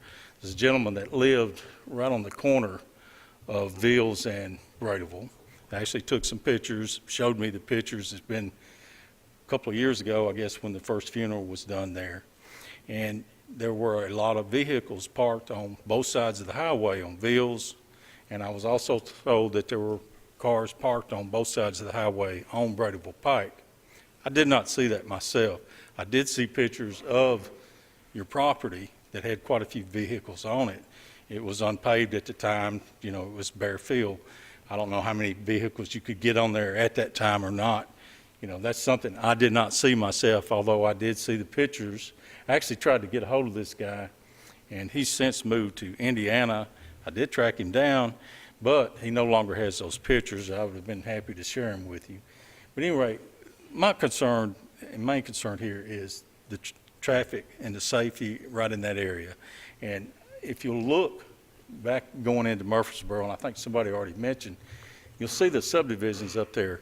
You know, the city of Murfreesboro on that same road required turning lanes for the 70 houses that are in there. And I don't know how many cars that equates to, but I'm going to say 250 cars. That's probably about right for 70 vehicles. So that's about the same there. Now, having said all that, you know, and I haven't changed my opinion on this. I've said this all along. You know, I thought that we needed turning lanes there. When there was a lawsuit out there, if you go back and look at my testimony, I'm saying the same thing today I said then, and it's a safety concern. But that's something I do want you to consider. I do have one other question from something that I heard from the gentleman that's that cemetery expert. Now, I've looked at some of the regulations myself, and the regulations for cemeteries are different for a commercial cemetery versus a church or a private cemetery.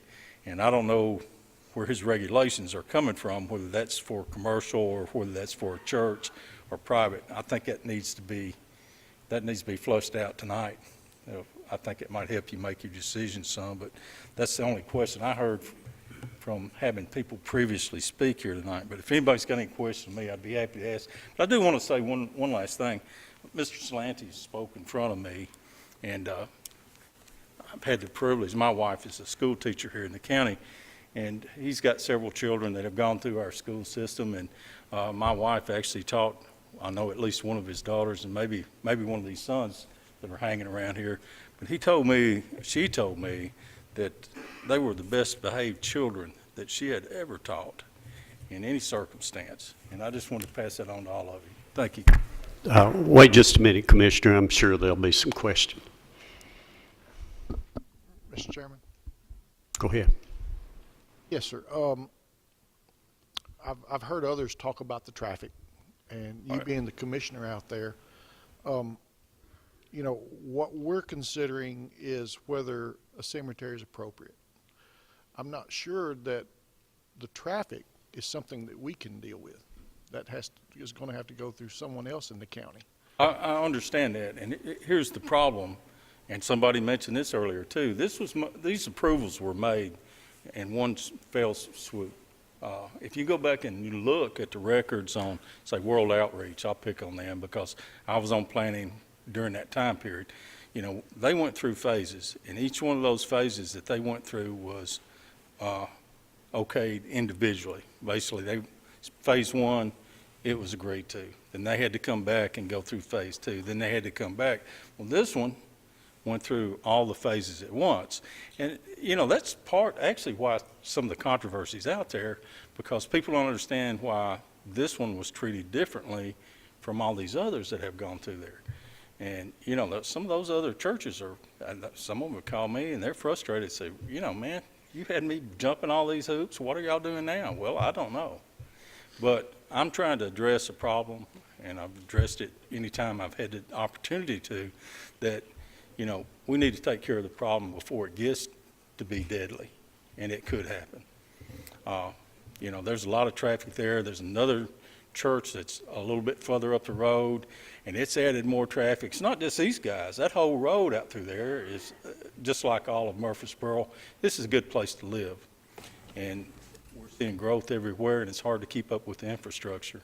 And, you know, being one of the county commissioners, I'm telling you, it's hard to balance the infrastructure and this, you know, keeping up with the schools that we've got and everything else, much less helping upgrade these roads. Usually when we look at a road for an upgrade, you know, we can finally decide, yeah, we're going to do this, and it takes us 3 to 5 years to get it done once we decide to do it.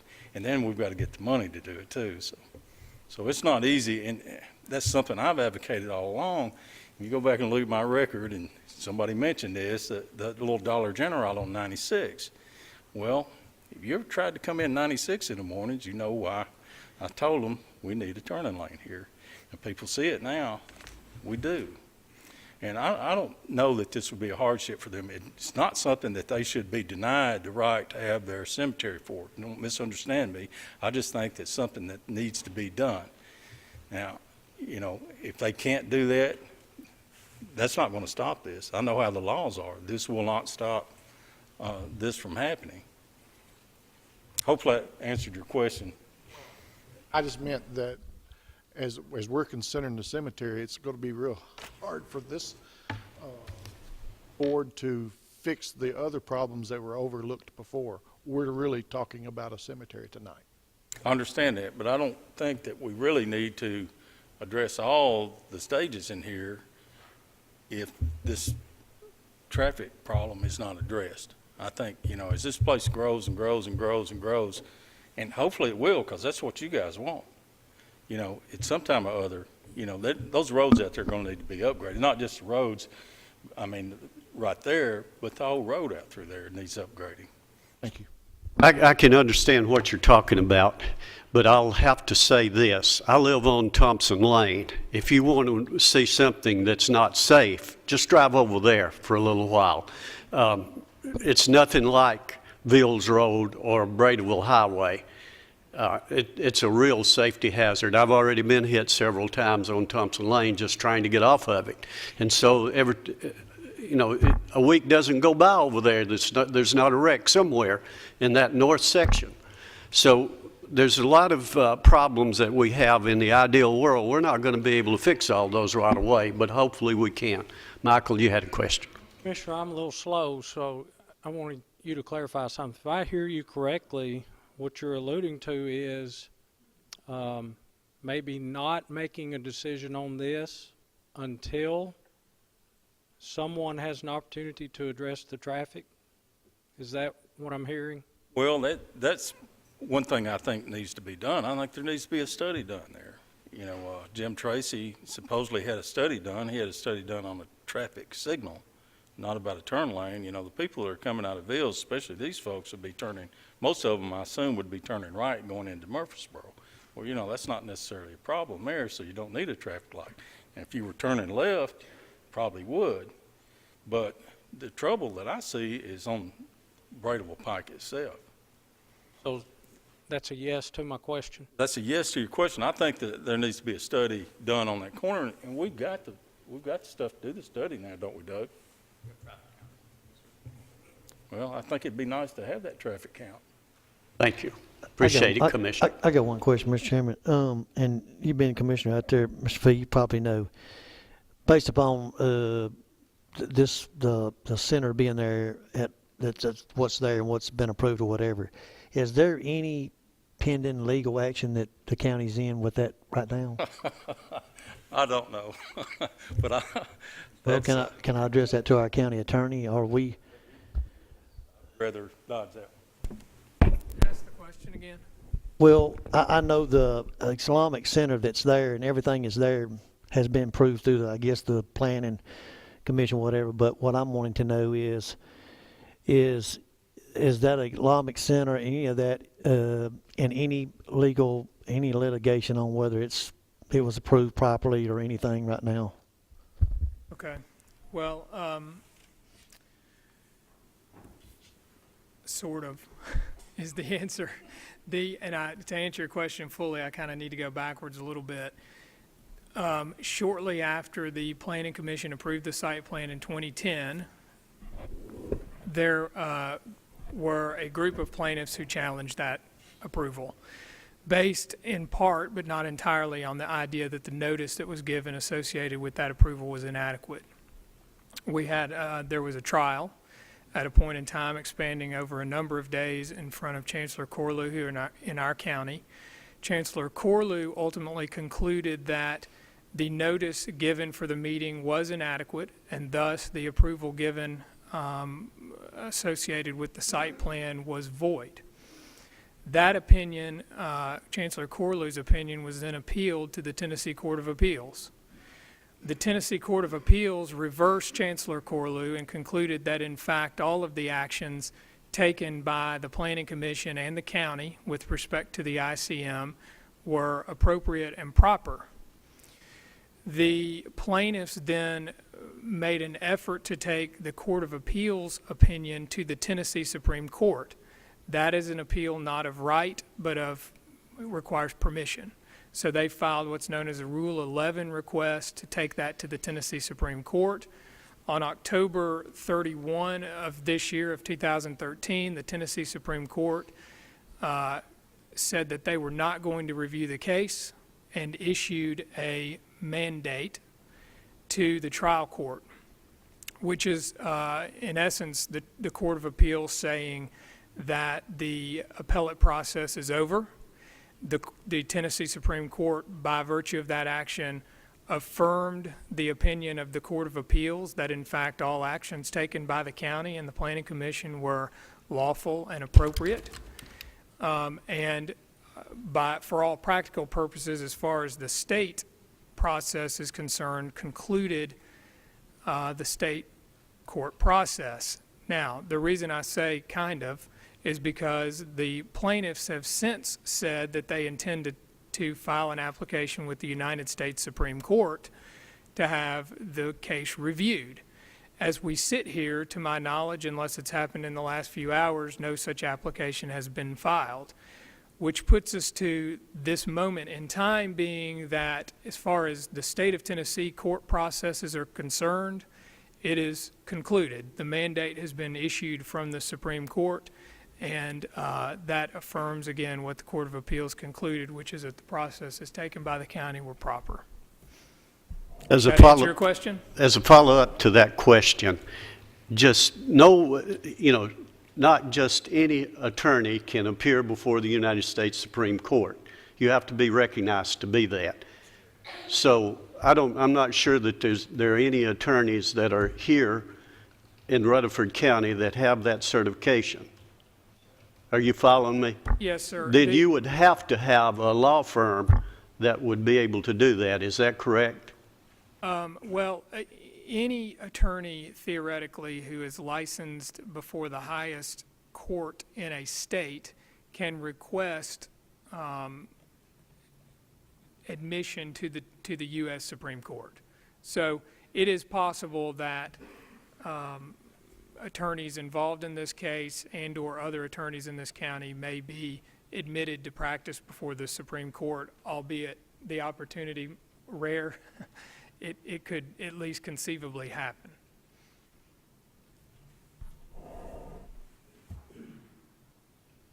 That answers that question. Thank you. Appreciate it. I have one other question, and I may Have another question? I do. Okay. I may have to refer that to our planning director. He may or may not know this answer, and I know we were talking about something a little different when we talk about, I guess, public cemeteries versus, I guess, private cemeteries or whatever for churches. But let me ask you this: for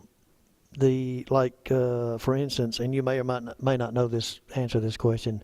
Take like Evergreen Cemetery, Roselawn Cemetery. Those are public cemeteries.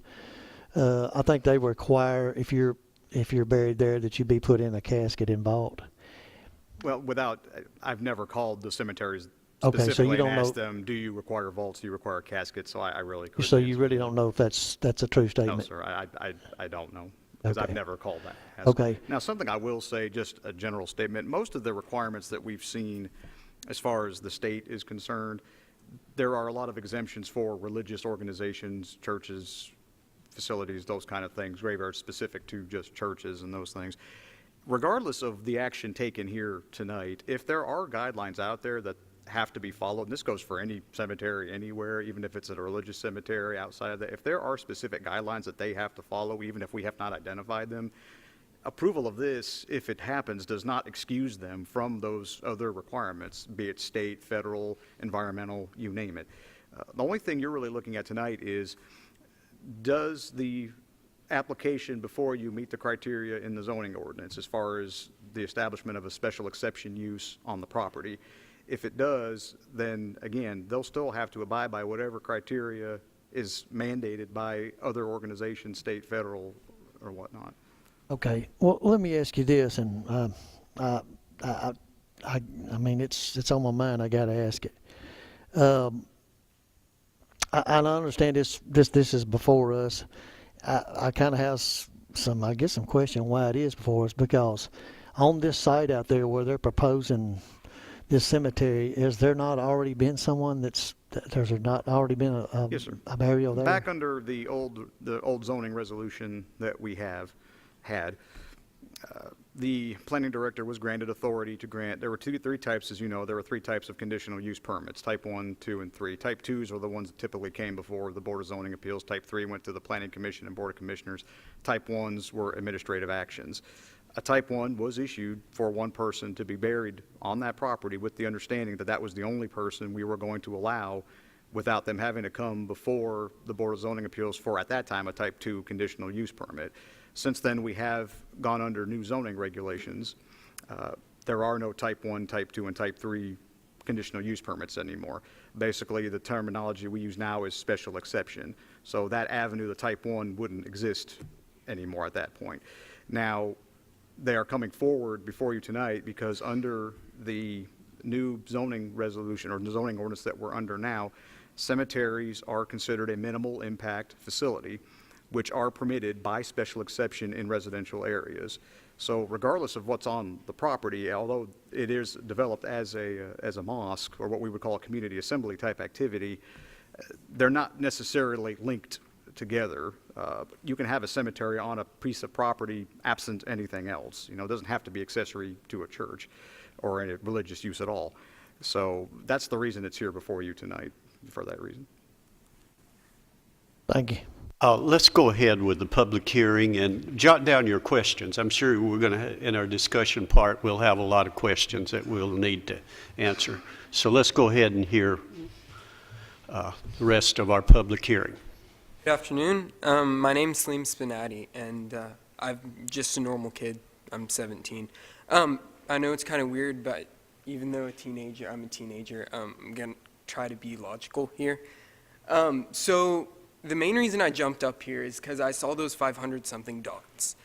And seeing all those cemeteries, I've been living here my entire life. Why can't I get buried the way I desire to be buried? Even if I can, squeeze my way this, squeeze my way that, constrict my beliefs into complying. If I'm not breaking the law, why should I restrict the way I want to be buried or be buried in a specific place? Another thing I want to talk about is we've been sitting here and talking about roads. We just talked about a turning lane, all right? Our founding fathers would laugh at us if they found out that we are sitting here sacrificing liberties for a turning lane. We already have all this traffic because of all these people coming to the mosque because we're worshiping here. Why should we restrict something because of a little nitpicky thing? We widened roads to get world outreach, and that is perfect. That is amazing. We're letting people live the way they want to live, and that's great for everyone. We should keep doing these things. We shouldn't let nitpicky things like roads or driving from here and there restrict us in the way we want to live our lives. Us being here is great because we get to keep things in order, but we shouldn't let things like this get in the way of letting people live the way they want to live.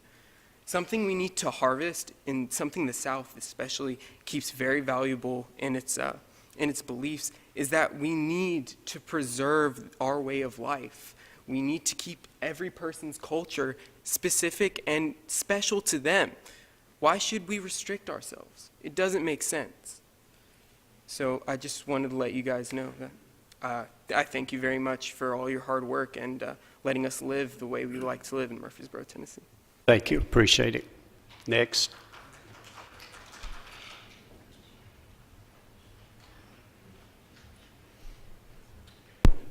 Hi, my name's Kevin Fisher, and y'all know why I'm here. Now I could sit up here and give you my political beliefs, or that's not Mr. why- Fisher, could you speak up? I can I'm barely sorry. hear you. Can you hear me okay now? I could get up here and give you my political beliefs about why I'm opposed to it. I could tell you my beliefs on a lot of different issues, but we're here to discuss the burial. Now, if we were talking about any other living, breathing animal or any other living, breathing person or any other living, breathing entity other than a human being, the USDA has requirements that it be more than 300 feet from any wellhead, more than 165 feet from a property line or public use area, more than 100 feet from waters of the state or wet weather conveyor, more than 2 feet above bedrock or the groundwater cable. Now, a gentleman came up here earlier who knows something about this issue, and he said that he suggested that we have a study done. Now, in August 2010, I was one of the local citizens who went before the Rutherford County, I believe it was the Public Works Committee, and we got a 7-0 vote that they were going to look into the issues that we've raised. The issue of the water contamination, the soil contamination, the water runoff, other environmental issues. But that study was never conducted. Now, the county got paid. The mayor was present that night, but the meeting was canceled that they were supposed to reveal all this information for. Now you sit here ready to vote, and I know y'all have done your homework. However, if you had this information in hand, I believe you could give a much better vote as to which direction you could go. And in answer to Mr. McCready, there may be legal issues continuing. We are continuing. We are planning to petition the Supreme Court of the United States. So this isn't over. And because this isn't over, I would strongly encourage you to, I would strongly encourage you to reconsider that while you're voting tonight, because there are still issues at hand. Last time I came up here before you, I said we were going to sue y'all, and it's been 3 years. Now we're here again tonight.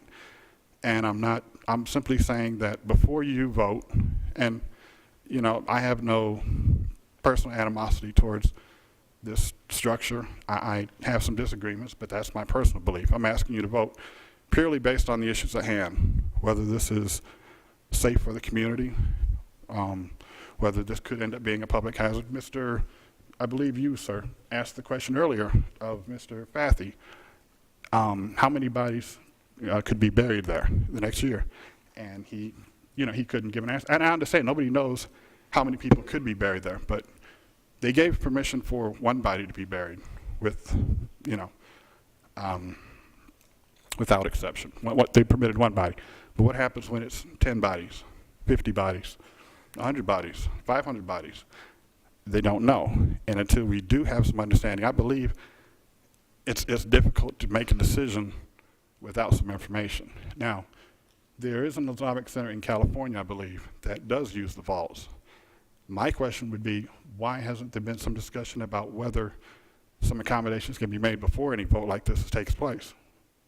These are my concerns. And until these concerns are addressed, I think it's really difficult to make a decision.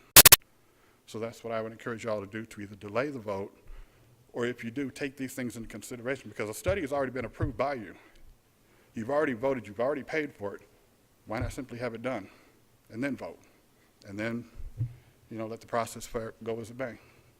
There may be some questions. Do you mind? Sure. Do you have any questions? Yes, sir. I believe Mr. Demasi was trying to convey this earlier, that if we were to approve it, it doesn't alleviate the people's responsibility Absolutely. to follow the rules for burial or whatever state laws are out there.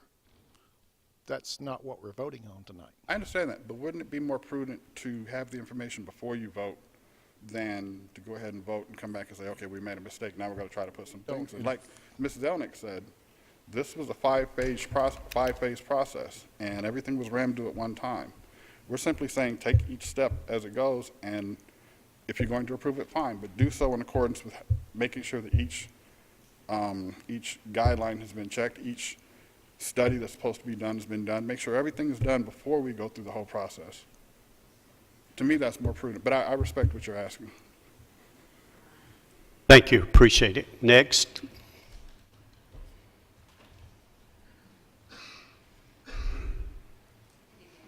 Again, I'm Elizabeth McClellan. I'm an attorney here in Murfreesboro, Tennessee.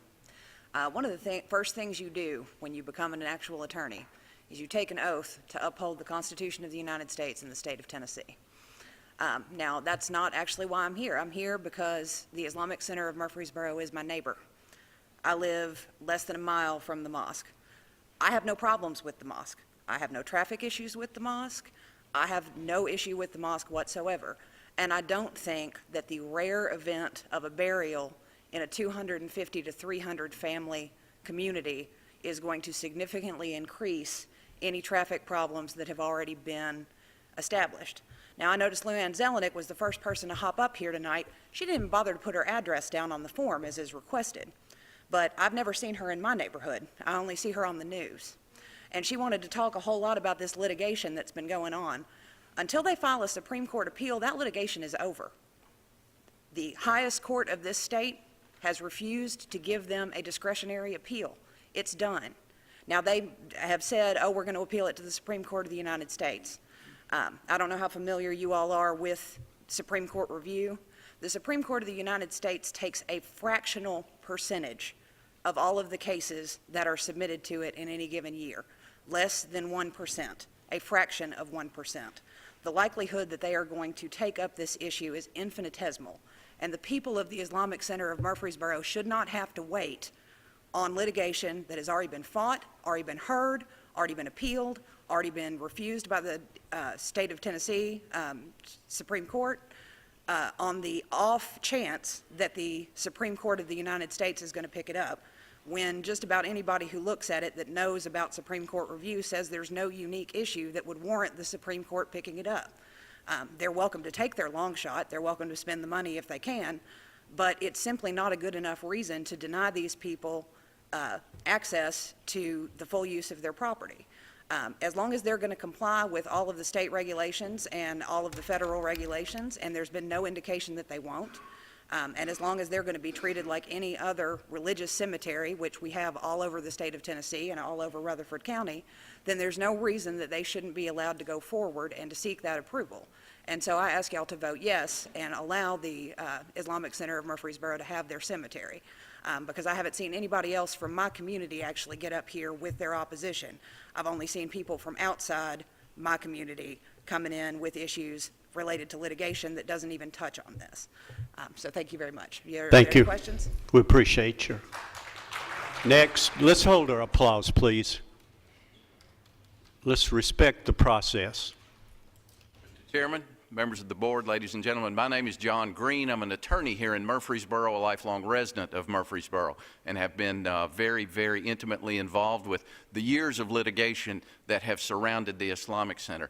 I'd respectfully suggest to each of you that, as has been pointed out, the application issues before the board are very straightforward. Now, it's been uncontested that the single burial that is on the property now was done in accordance with the zoning ordinance that was in place at the time that burial request was made. It has been pointed out by staff that the application for the special exception today has met all of the requirements pursuant to the zoning ordinance as it presently exists. I would respectfully submit to you that what you are considering, as has been pointed out, is a very, very narrow issue. It's interesting and sometimes engaging and certainly emotional to talk about extraneous and irrelevant issues, but I would suggest to you that it's unnecessary. If we were here before you today talking about, for example, a Jewish cemetery, I would suggest to you your questions would not be the same because you would be afraid of being accused of religious discrimination. Now, I might be wrong on that point, but I could ask each and every one of you what you know about the similarities, if any, between a Jewish burial and an Islamic burial. Interesting consideration. The point being, it's irrelevant to the matter at hand. Now, we have all been subjected to, not only on a local or regional or in fact national and international level, the unfavorable exposure that our community, the community in which many of us were born and raised, has received because of the inappropriate and unnecessary attention paid to a relatively small congregation that has been here for almost 3 decades. I implore you to just move right along, approve this application as it has been recommended, and let's put this matter behind us. Let's all go on about the business that we wish to engage in. That is living in our community, in a diverse community, in a mutually respectful fashion with integrity and honesty, trust, and meaningful, rewarding relationships with our neighbors. Thank you all. Thank you. Maybe you should have come last on that. Kidding. Okay. Hey, we have to have a laugh now and then. We'll get too serious up here. Go ahead. Osama Bahlul, I am the Imam of the Islamic Center. I'm sorry, sir. I need you to slow down just a little bit and tell me that name again. My name is Osama Bahlul. I am the Imam of the Islamic Center. And the Imam is very much what you can call pastor in your church or a rabbi in the synagogue, the religious leader within the community. I feel like I might be able to help a little bit. I think people are entitled to have concern and they have the right to have an answer. Some people raised the issue about how deep in the ground can we go, and fortunately we had one barrier. And we went as deep as we want, and even I think we went deeper. So I heard the gentleman saying maybe you cannot go deep enough in the ground. This is not a fact. We did bury one person in the cemetery, and we were able to go as deep as the city and the county expect from us. And some people raised the issue of the Muslims' burial. I used to be an imam of Texas in the Islamic Society of Southern Texas. And in Texas, I remember that at the time, the law expected us to have a casket. And we did not have any issue with casket. So we used to bury people with having casket. And when I came here and we had this burial, I did ask then, what is the law in Tennessee? Do they expect us to have a casket or not? It's a very simple reason, actually. If someone were to die, we've been taught from the religious perspective that instead of spending too much money on the casket and the different customs, it's good to have a charity in his or her name. So instead of having a $5,000 or $10,000 casket, we will donate this amount of money in his or her behalf. So if the law in the state of Tennessee expect us to have a casket, we can do this. So there is no specific customs talking about Muslims' burial here. We're supposed to be as humble as we can and with respect as much as we can. I heard people talking about traffic a lot today. And I remember the issue of traffic being brought up back 3 years ago almost, and the study has been done. And the study then indicate there is no any traffic issue. If there is no traffic issue for the life human being moving to the Islamic Center back and forth, why the traffic can be an issue for someone we are going to miss? So if there is no traffic while the community is 250, why are we going to have a traffic issue while the community is 249 or 48 or 47? You did raise a question about how many burial we expect. Well, in the last 3 years, with almost 3 to 4 members of the Muslim community passed away, one of them been buried in the property, and the 3 of them went to Nashville. When Dr. Fathi addressed the issue, I want to add to the answer one point. It's costly for us, for our member, to be buried in any cemetery, because when we go to the Islamic Center of Nashville, asking them to allow us to bury any member, it's understandable that we have to pay $2,000, $3,000, $4,000 or $5,000. They work with us, and we try to collect the money if we need it, and this is what happened in the past. Our members, then, since they invest in this property, they will be buried for free, and I think this is something we have to consider. You know politics much more than me, and I'm not a political guy, but it's a very emotional topic. One of the elder members of the Islamic Center, he is 81. He talked to me a few times about the cemetery, because if you notice that we brought the issue of the cemetery up to you one time and withdrew the application because it seems like it was too much chaos. He cried in front of me in the office, and he said, "Imam, please allow me to be buried here." And I said, it's out of my hand. It's out of our board hand. It seems like we have people opposing us. I did investigate the neighborhood of our Islamic Center, and I don't think our neighbor has an issue because of this old man, 81 years old, begging me to be buried in the state he spent almost 2 decades in. Please allow this process to go forward, and the Muslim community showing that they are good resident. If you have any religious questions related to burial, I will be happy to address it to help you out. Thank you. Appreciate I it. got a question. It's something I don't understand. You live with us and you get along with us well. Why would you mind being buried with us? What? Why would you not like to be buried in our cemeteries, like Roseline, Evergreen? Well, You know, all religions are buried in these cemeteries, but I don't understand why you don't want to be buried with us. Who said we don't want to be buried with you? Do you think each Christian or Jewish congregation? Is anybody buried in these cemeteries? Absolutely. Do you bury anybody? Yes, in we have people living in this city for a long time, some of them being buried in different cemeteries. I used to be, again, in South Texas, and before we had our own cemetery within the Muslim community, we used to bury in the local cemetery. But the question is, when we have people going to a specific church, it's very much custom for any member of a congregation to go to love to be buried with each other. I think we need to break in and go ahead and finish. The 3 minutes is way over, so there are really no answers to those kinds of questions. So That's fine. I apologize for very much. interrupting you. Next.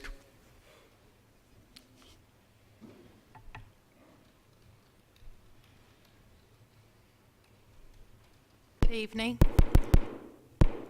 Well, good evening, microphone. My name is Gwendolyn James, and I had a question in reference to the first gentleman who got up here. He said that he had been living here for over 30 years and doing what families normally do.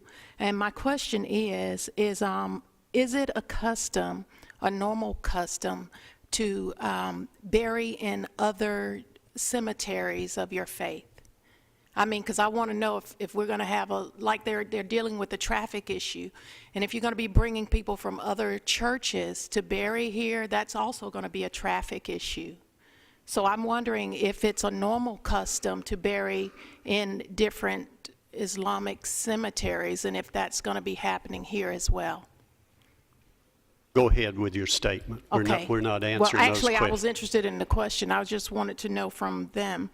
And the other gentleman mentioned that they live here and they are having meaningful relationships. I was here in the very beginning of all of this, and I noticed that in the course of people having issues about separation, that it seems to be what's happening. He said, what is the problem here? Why can't their families be here and be accepted and be received? And I think a lot of that comes from a lot of the separation. And the gentleman asked the question, what is the problem with being buried here in our local cemeteries? I mean, is there some kind of problem with that? And I find that to be a major issue. And I stand here as a black woman living in America. And so I understand racial discrimination. I understand difficult times. I understand not being accepted in all the circles. But at the same time, there is a way to get around all of this. And, you know, if they want their own cemetery, there is another separation. So I remember pastors arguing and having discussions about the division between the different religions here in the city. And I asked him personally, he said, and I have lots of Muslim friends. I said, well, that's good. I'm glad. I would love to have Muslim friends. I said, have you ever sat down and eaten dinner with them? Have you ever gone into their homes? And his answer was no. And I want to know, how do you classify that a friend without separation? If there's a separation there, friends invite friends over. Friends hang out with friends. Friends talk about things. And there is no separation in friendship. So in order for us to do better in whatever we're trying to accomplish, we've got to come together in some kind of way. Amen? Thank you. Goodbye. Next. Good evening, ladies and gentlemen. My name is Jamil Melhem. My name is Jamil Milham. Up from the podium just a little. There Try you go. again, sir. I've been living here for... Start all over again. Okay, good evening. My name is Jamil Milham, and I've been living here since 1979. And unfortunately, my brother, he passed away last year. And before he passed, in about a year, he saw the site for the mosque, and he never thought he gonna be gone. And my daughter, she have a message for y'all. She's in college in MTSU. She was born and raised in Rockville, Tennessee. She said she didn't want to see her dad buried in Nashville. No reason for that. Already her uncle buried there. We have no reason for that. And we have a choice in America. You know, I can choose where I want to be buried. Wherever. We have 500 cemetery, almost in this county. Then we have a choice, and I think just consider that, please, when you vote, because my daughter, she want her dad to be buried at the choice he chose. Thank you. Thank you. Next.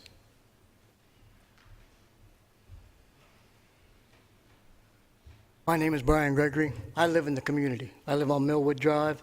And as far as the other lady had spoke, and my neighbor does too, so you've heard from a couple of people in the community tonight. The property they're talking about off of Beals Road is a traffic concern to me. I'm not here to be against the Muslim people. I'm not a paid lawyer. I live there. I drive in and out every day. When you come out of Beals Road, if you make a left instead of a right, everybody's concerned about going to town. A lot of people go through that direction to get over. They head over to John Bragg Highway to out to Woodbury. There's other ways to go. There's places back in there a lot of people live. If you come there and you go left, there's a hill to your right. You cannot see the cars coming at you. Now, the one man said, is a dead person going to make any more traffic? No, the one dead person isn't. You're right. The 350 people coming to the funeral are. Okay? That's a fact. It's going to be more traffic than there is there, and there's going to be a problem there. And this board needs to consider that problem because that's what you're here for. This isn't about racism. This isn't about religion. This is about how it's going to impact the community. The groundwater level there is very close to the surface. I know this for a fact because I know a couple of people that have wells. When it rains, Todd Lake rises. When Todd Lake rises, the groundwater level rises. It comes very close to the surface. Is that going to be an issue? You say, well, we can't answer that right now. Then you know what? Let's find out before we approve or disapprove anything. Let's postpone this. Let's say no and say come back till some studies get done. Let's at least give the people of the community the opportunity to say, hey, is it going to be okay for us? Sure, maybe right now one person, maybe over 2-3 years, 10, 100 people aren't going to be. 10 years from now, when these bodies are decaying, is there going to be an issue? Can we find that out? Is it going to affect the people in the area? Let's find out. This is going to be a huge center. It's already been approved through the county. It's going to affect people there. Let's just find out how bad before we push anything through. We're here for a change. You're here for an exception. People say, well, you know, we have a lot of burial grounds everywhere. They should be entitled. Okay, but we're here for an exception to what's there in a residential community. This isn't about whether they're Muslims. This isn't about whether it's religious. This is about how it's going to affect the community. And I ask that you all really, really contemplate that when you make your decision and you vote tonight. Thank you. Thank you. Next.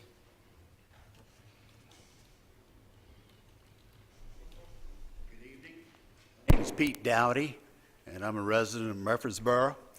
I think that I think we ought to realize, or you guys should realize, that the way the site plan was sort of pushed through without general knowledge for the general public, I think you ought to consider everything that has been said here tonight and not make a decision, just curtail it and get some of the facts that, like Kevin Fisher shared, and that is when what was approved by, what, you guys last year? Huh? Yeah, the Planning Commission. Look at it. Have you guys looked at it? Was anything done? He said that y'all had paid for it. But, so how much did that cost, you know?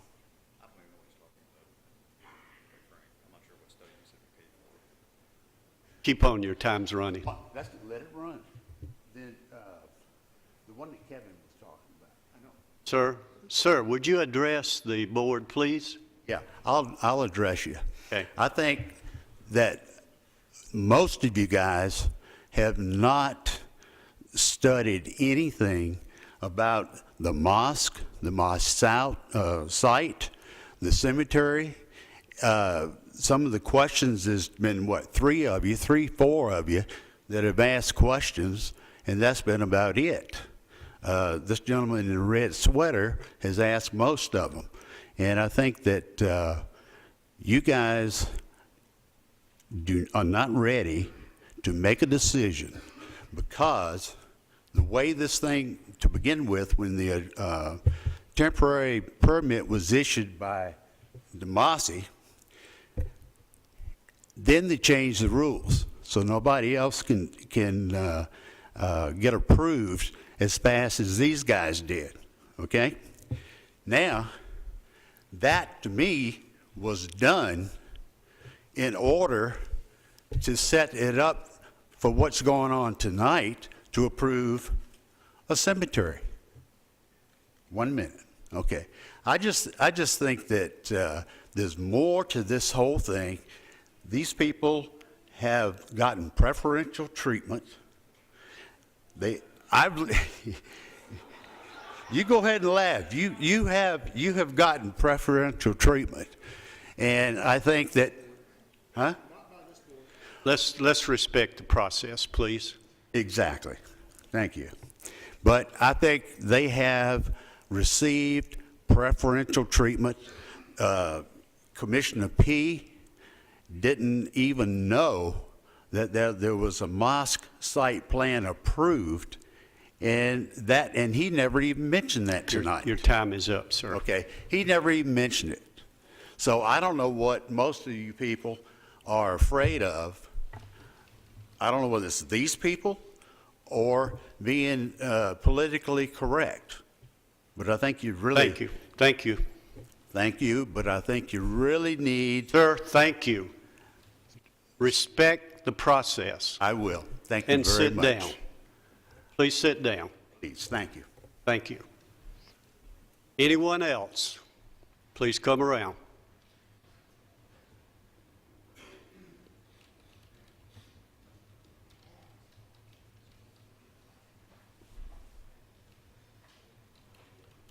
Get this thing to not spark a little bit here.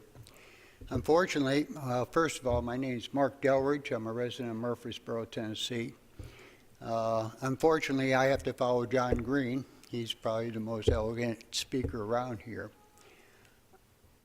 I've been watching this, I call it the mosque fiasco, for about 3 years now. And let's face it, people go up here and they say, well, I'm not prejudiced. You know, I respect these people, you know, their religion and everything else. But in all honesty, we have to know that a lot of this stuff isn't about, you know, road widening or a big 52,000 foot complex or cemetery. It's about prejudice. There's no two ways about it. We're not born Muslims. We're not born Catholics or Christians or whatever. We're born into the families of those people. My parents were Catholic. I was born into a Catholic family and became a Catholic. I chose to leave the Catholic Church at some point in time.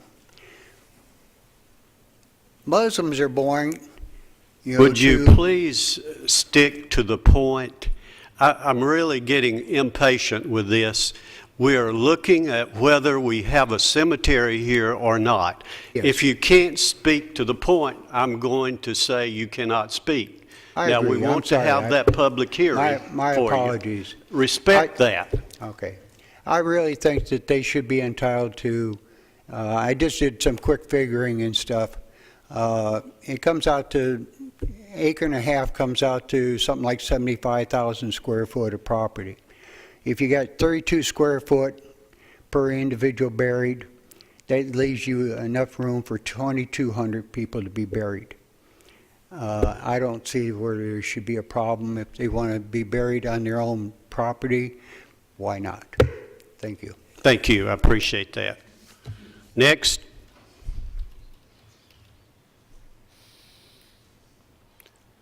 Wait just a second. Do we have anyone who wants to speak who has not had the chance?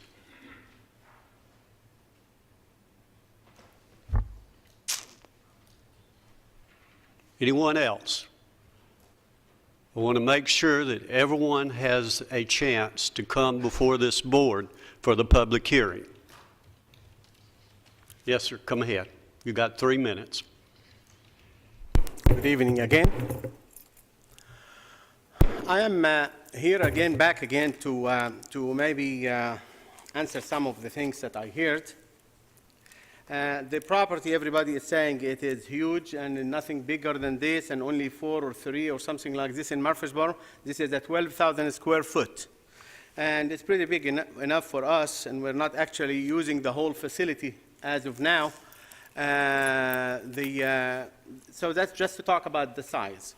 The other thing I want to say, that burial that happened, the gentleman that says there was cars everywhere, there was no property, there was no parking lot, there was a lot of things were not done, developed yet.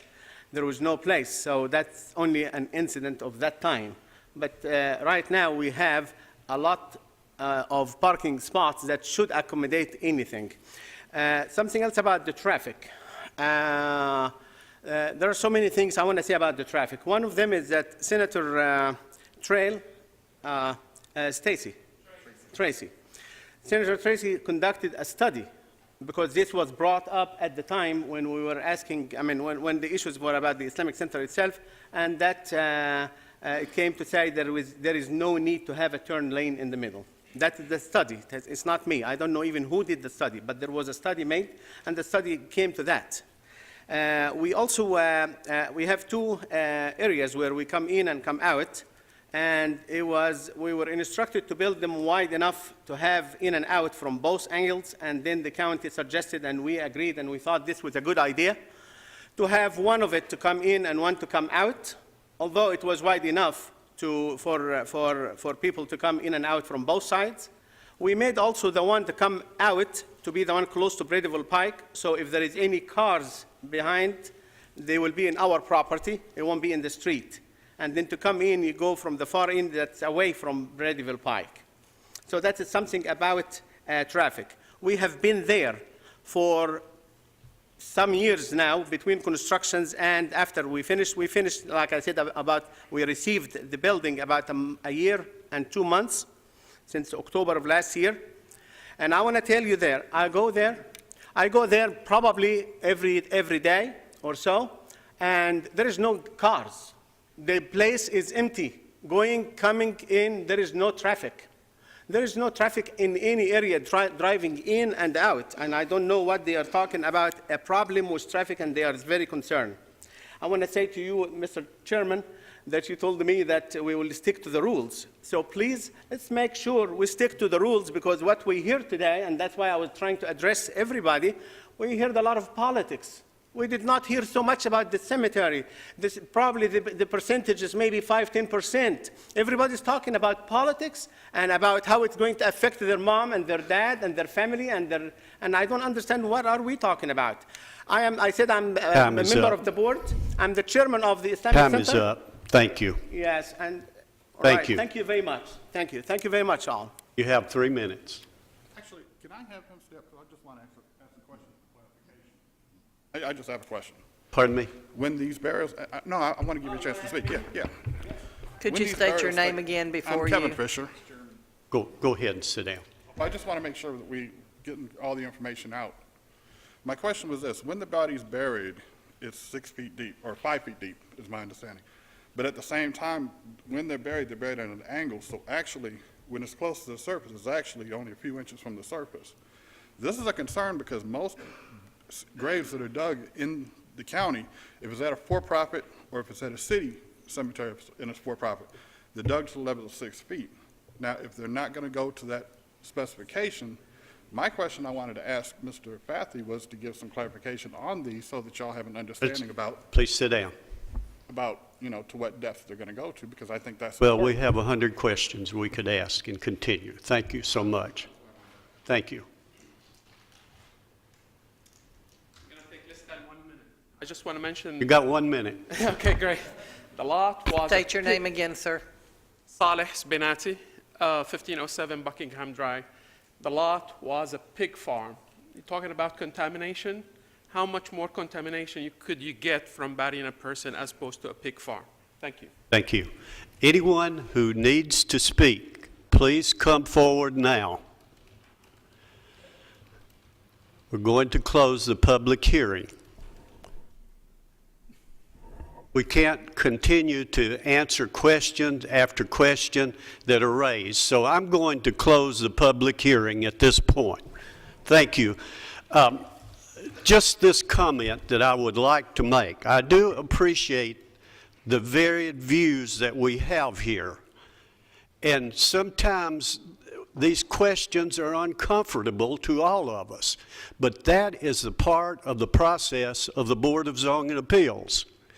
We ask these questions to all who come before us, and sometimes they're unpleasant, and we don't like to hear them. And I apologize for that to all of you who felt uncomfortable in any way, because that's not our intent. But when we approve or disapprove something, we want to know as much as we possibly can that it meets the requirements of Rutherford County. Now, some of you, I kind of resent you're saying that we don't know what we're doing here. Maybe we don't. But if you were up here and you were making this decision, all of you, you would have to follow the law. If you didn't need to be a member of this board. We follow the law, the requirements, in all considerations. And I want all of you who are here to understand that. Now, if it falls that you don't like what we do, then change the law. That's the way you have to do. And I think there are plenty of people always really willing to get into litigation to try to do that. So with that said, I'm going to open up discussions now with the board to see what you have to say. I have a few comments, Mr. Chairman, after, a lot of the discussion we've heard here tonight. One of them, first one I guess I want to address is, and I'm not here to argue anybody's point, I'm just trying to, just taking what I heard from who I heard. Attorney Green, Mr. Green came up here, and I like everything he had to say. He spoke very, very good. But one thing I did want to, I guess, address was, he'd said something about, if this was a Jewish church or whatever, but I want to remind the board, I think last year we had a church, I believe it was a Church of Christ that was, I want to believe it was on maybe Old Nashville Highway towards Smyrna, I believe it was, that became before this board, and we had a lot of questions. Even the pastor, that's the one that came for the application, and best I remember, we had a lot of questions. It's not, I don't think it was that this board was against the cemetery. It's we don't have them come before us all the time. It was just a new territory. We had a lot of questions about approving it, and based upon a bunch of questions that we had that we didn't have the answers to at that time. And I think, and I know at that time we didn't deny the application. I think we had some questions, and we put it off for a period of 30 or 60 days, and they were going to come back with it, but for whatever reason they never came back with the application. But I just knew we had a lot of questions about it. I think we got a lot of questions about this application.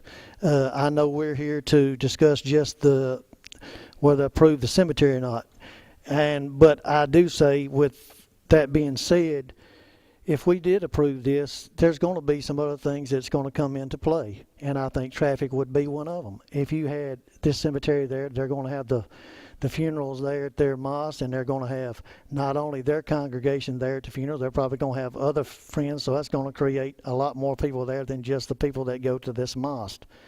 So that could create a traffic problem. In addressing that, I mean, we can say we got a traffic problem, okay? If turning lanes need to be put there or whatever needs to be done, a traffic light or whatever, who's going to pay for that? I know in the past, we've asked, I think somebody brought up some Dollar General stores.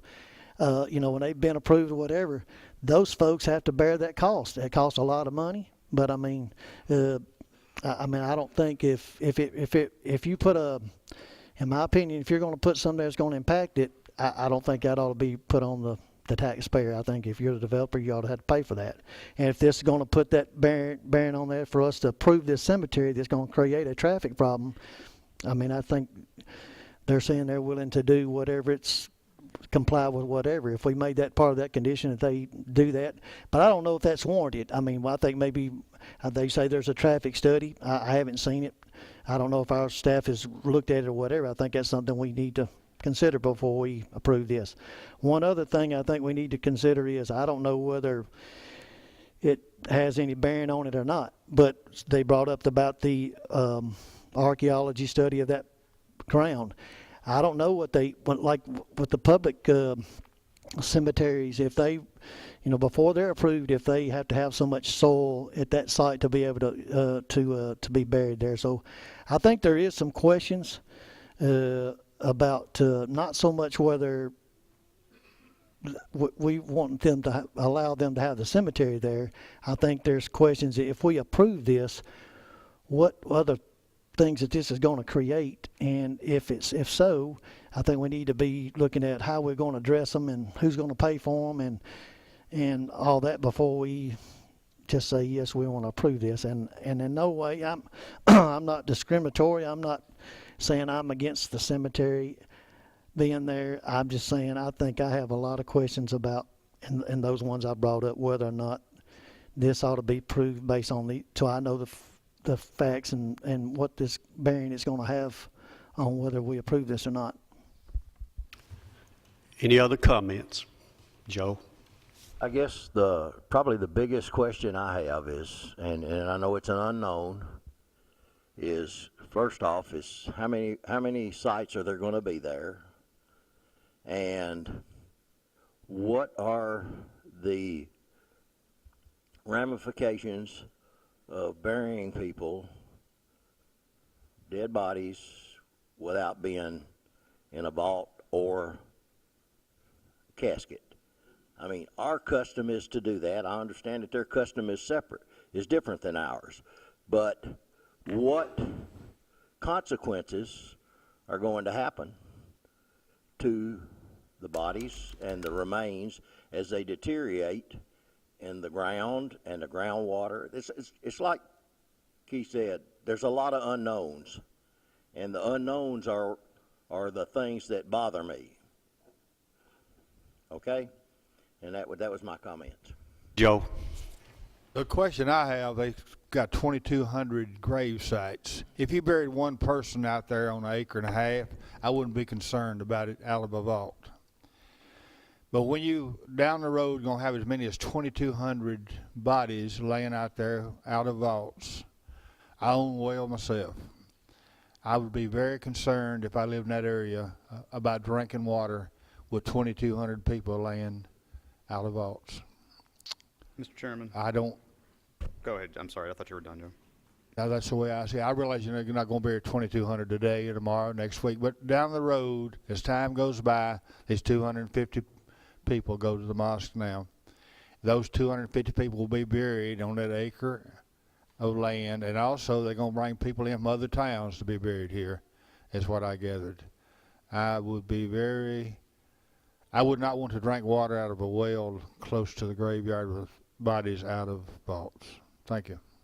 Doug, did you have a? I just had a comment. I mean, really just to address some of those comments that, and maybe I should wait till everybody's had a chance to speak. Okay, just wait on it. See if anybody else.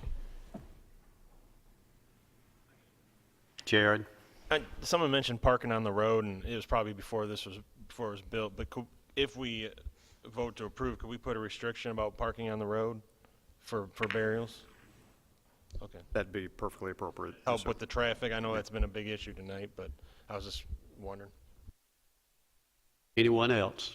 Doug, go ahead. Thank you. The first thing I wanted to address was Mr. Crowell's comment about the 2,200. That number came from a gentleman. I'm not sure remember what his name was, nor do I know if he has the expertise. I think he was just kind of taking a quick and dirty measurement. If you had a certain burial site that measured this many square feet by this many square feet, he divided into the gross amount of acreage into what they were talking about. You could get that many. Yeah, I didn't do the math. I don't know. Something to keep in mind, and I've had some discussion with the applicant about this. I understand he doesn't realize how many burials could happen out there. Of course, first of all, there's nothing in the zoning ordinance that says that they have to say exactly how many people are going to be buried on this, and that goes for any cemetery that we consider. I don't remember if that information, and Mr. Bratcher, I think the one you were referring to, the one that we looked at last year was the one on Burnt Knob Road. I don't remember that information being present at that. Now, it's been a year. I've slept since then, but regardless. When I talked with the applicant about the number of burials, just to get an idea of what they thought, basically what he told me is, well, okay, yeah, you'll have an area there. Maybe it doesn't require as much room because there's not a casket, because there's not a vault. But when you go to cemeteries, just generally, you have an area there, and then there's usually space in between. There's space in between aisles for people to walk, if they need to drive a vehicle there for maintenance and that kind of thing. You're not just burying them shoulder to shoulder to shoulder to shoulder. So I would take that 2,200 with a grain of salt.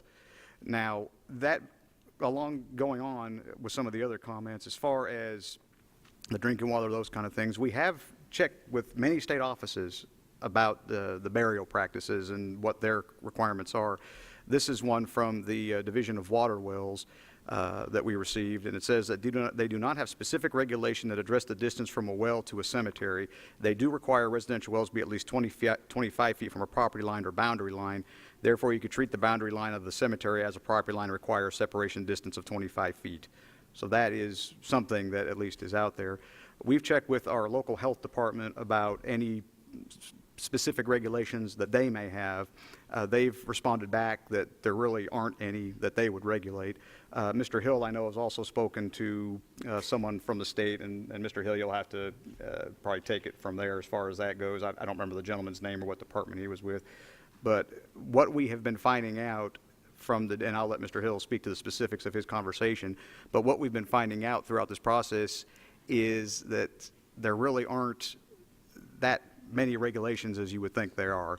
Now, that all being said, I go back to the comment I made earlier. Regardless of the action you take here tonight, if it's approved, if it's denied, whatever, if you had questions and you deferred it, and then it came back and the questions were answered, it doesn't matter. If it's approved tonight, they still have to meet whatever state, federal guidelines are there that apply to them. Most of the guidelines we have found exempt religious organizations and church burials.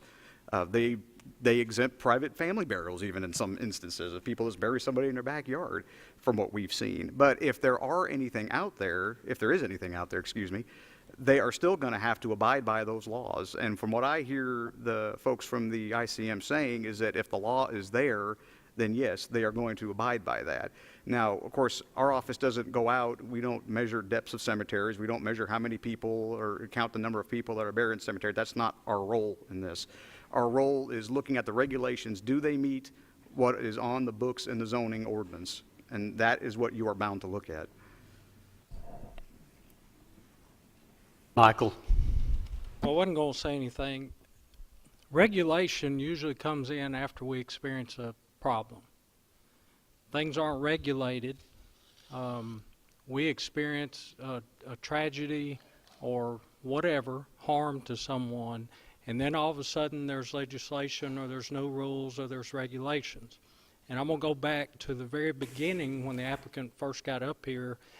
If you recall, I questioned him a little bit with religion versus tradition. And he used the word traditionally, this is how we bury. And I asked him specifically, are you opposed to having a vault and a casket? There's a reason why we traditionally do it. It's our tradition. The whole time he's talking, I'm looking at that flag back there. That's our tradition. We haven't had an issue that requires regulation because, more than likely, we bury in a casket and a vault. It is possible that if folks aren't buried like that, I don't care if it's Islamic, Chinese, Jewish, I don't care. If people are buried outside of what we traditionally do, we're probably going to experience regulation because we're going to start experiencing some problems, especially with, how many septic tanks you have out there. There is just all kinds of possibilities, and I would venture to say if we allow that, regulation will come, and it's going to come at a cost or at a harm to some other people. I'm not opposed. I don't want anybody messing with my religion. I'm not going to mess with theirs. But if we're talking about customs and traditions, I keep looking at those flags up there. This is Rutherford County, the state of Tennessee, United States of America, and that's traditionally, customarily, what we do. And I say it again, there's not a lot of regulation on it because we hadn't had any problems. I'm concerned that the problems will come. So I don't mind approving, I don't mind supporting a cemetery if it is handled as our county, our state, our country traditionally, customarily handles burials.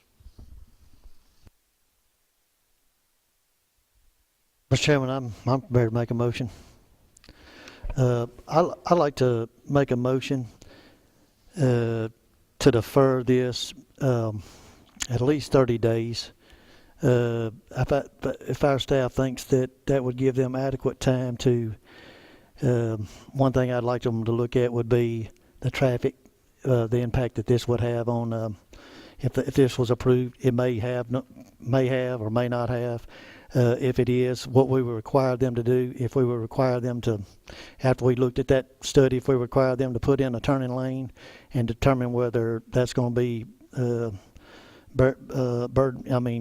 be required by the applicant or the property owner, the Islamic Center or the state's going to do that on, and the other thing I would like them to look at, and I don't know who would do it or if we want to consider it, is I don't know if we want to do an archaeology study or even to look into what the other, if we think that's going to be any type of impact, whether that be a soil our county soil scientist to look at, see what kind of soils they have there to see if that would suffice a cemetery.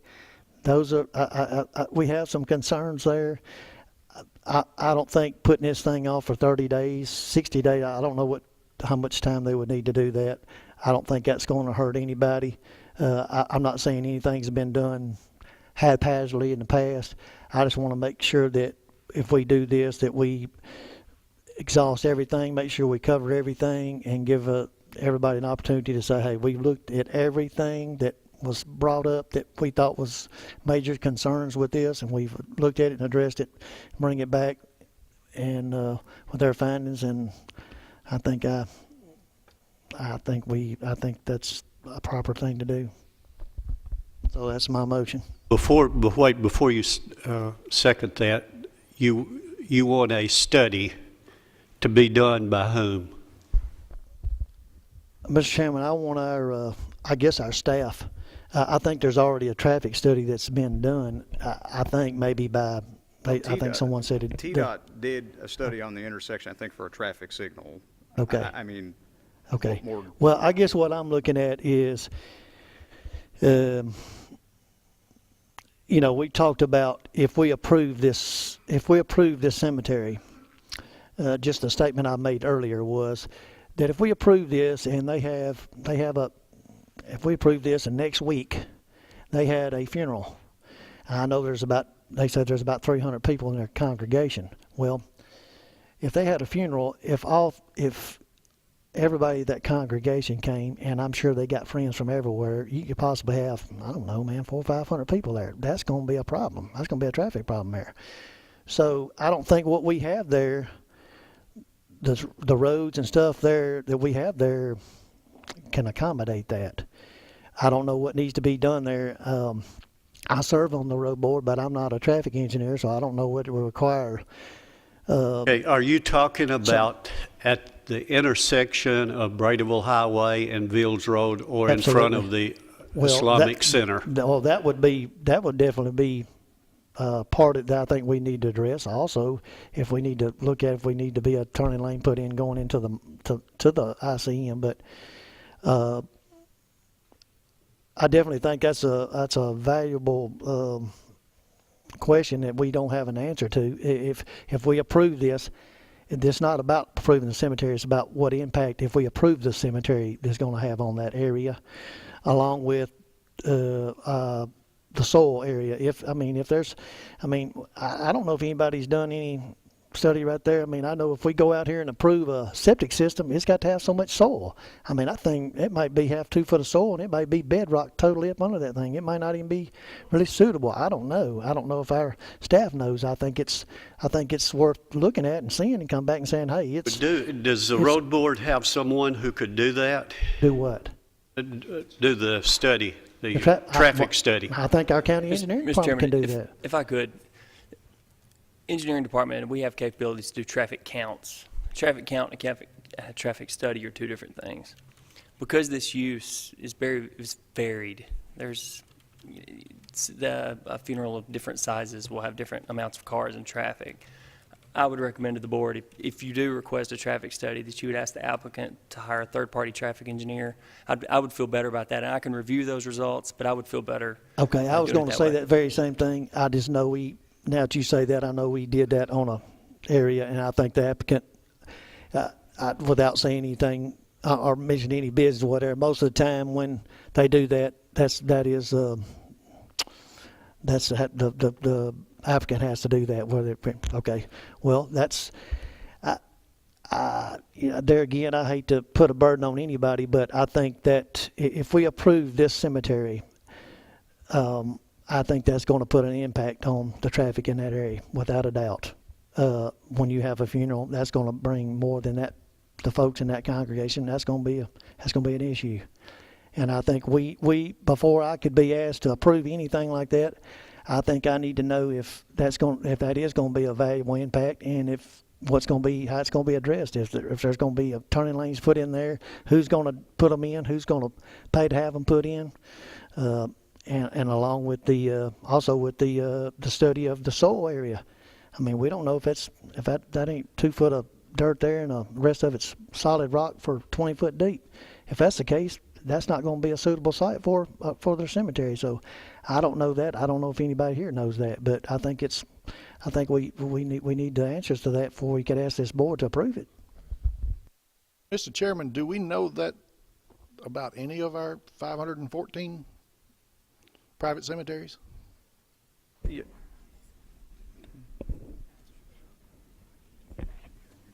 I second the motion. What'd you second, Joe? Okay. Do you have the expertise to look into the soil issue? No, sir. You know, we're asking things. You know, I understand where you're coming from. We're asking things that we may never find an answer to. Well, if we were putting caskets in, I wouldn't be asking this, but we're not putting bodies in caskets, and I think the ground should be suitable.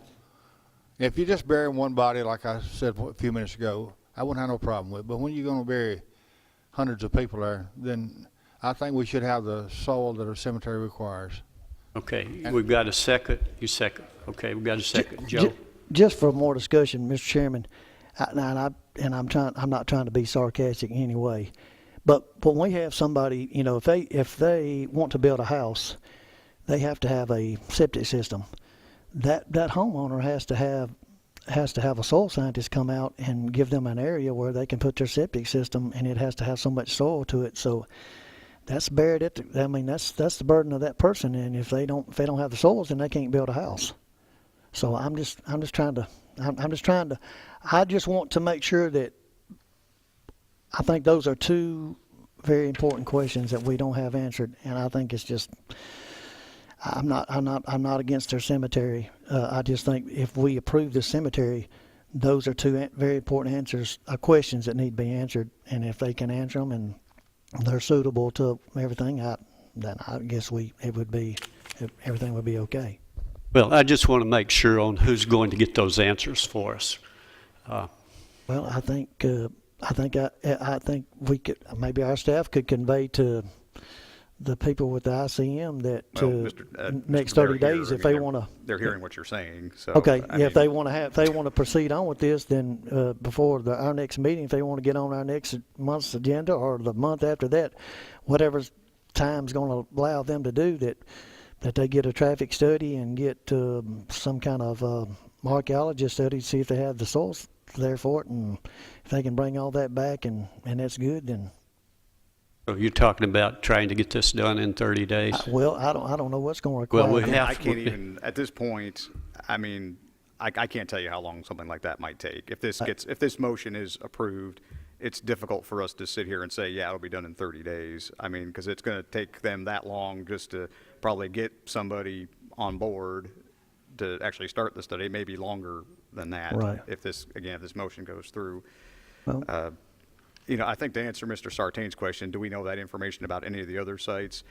Not knowing every single site there is, I would dare say probably not. right.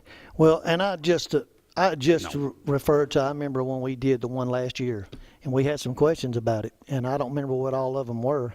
And for whatever reason, whether it was a cost factor for them not to proceed with that and come back, I know they didn't come back. So I'm just saying, I think all my time on this Board of Zoning, I think until we heard that one, I don't think we addressed another cemetery. Well, as I recall that one, and again, it's been a little while, but I remember that the property was impacted by the 100-year flood. There were some serious drainage issues on the property. There were some things they were going to have to. I don't think this lot suffers from any of that. Right. So and I think you were right in your recollection, though, that it was deferred, but they ended up withdrawing it anyway. We have seen a site plan for that site, but nothing's ever been that I'm aware of. Right, and I don't know if it was I don't know if it was a money issue or what it was. I mean, this is my opinion. That's why I made the motion. I think these are two valiant questions that need to be answered. I mean, if you don't have the soil there, I don't see how you could have a cemetery. And if you're going to approve this thing, that's definitely going to have an impact. And I would go on back, let me just say this, just for discussion, if nothing else.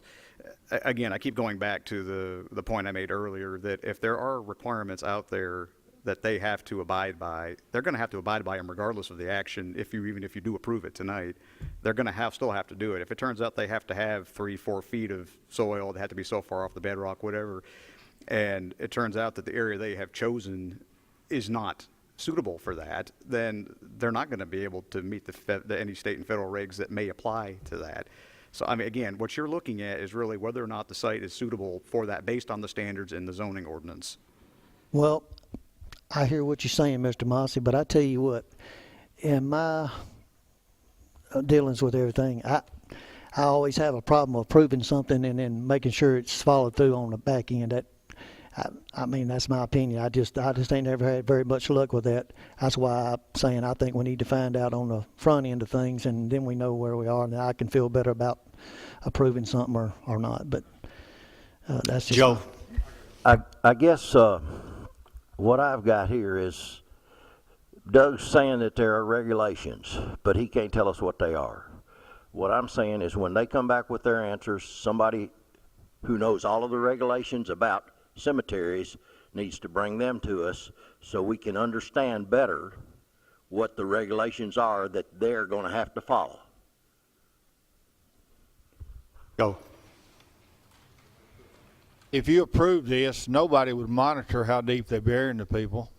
Do you have an inspector goes out and checks, see how deep a grave is? Nobody. Not for this, nor do we have them for any other cemetery, Joe. Sir? I said not for this, but neither would we have for any cemetery. We don't do that for any. I mean, we don't check that for any. That's not But I mean, our place. you could be buried 1 foot below the surface and nobody would know. I understand what you're saying, but I guess the point I'm trying to make is just we don't have anybody to go out to check the depths of what they might be burying people at, but we don't do that for any other cemetery in the county either.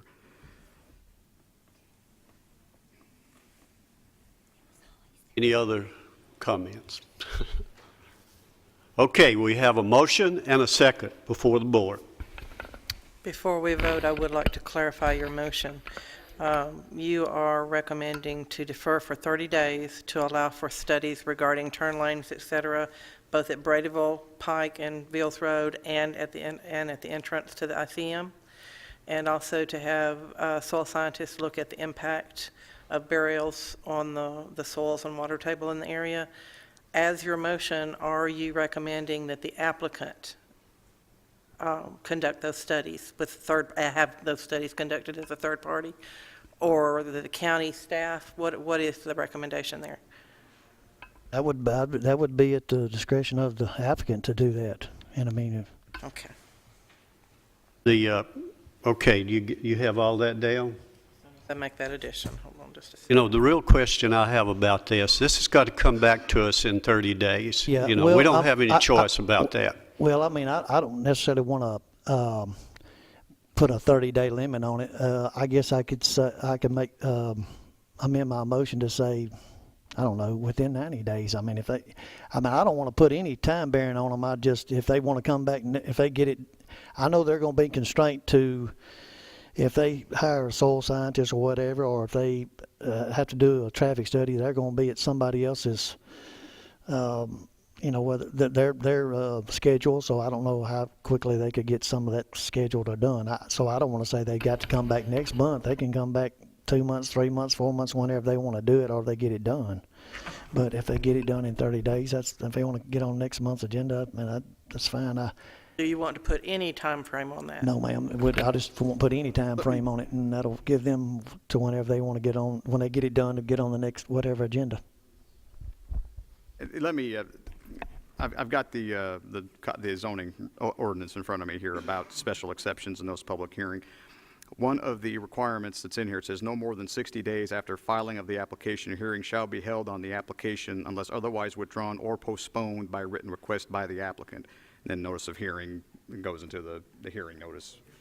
So we're saying I don't think we could postpone it for 60 days because they're entitled to a decision before that. Based on Okay, our so zoning you're saying ordinance. 30 days.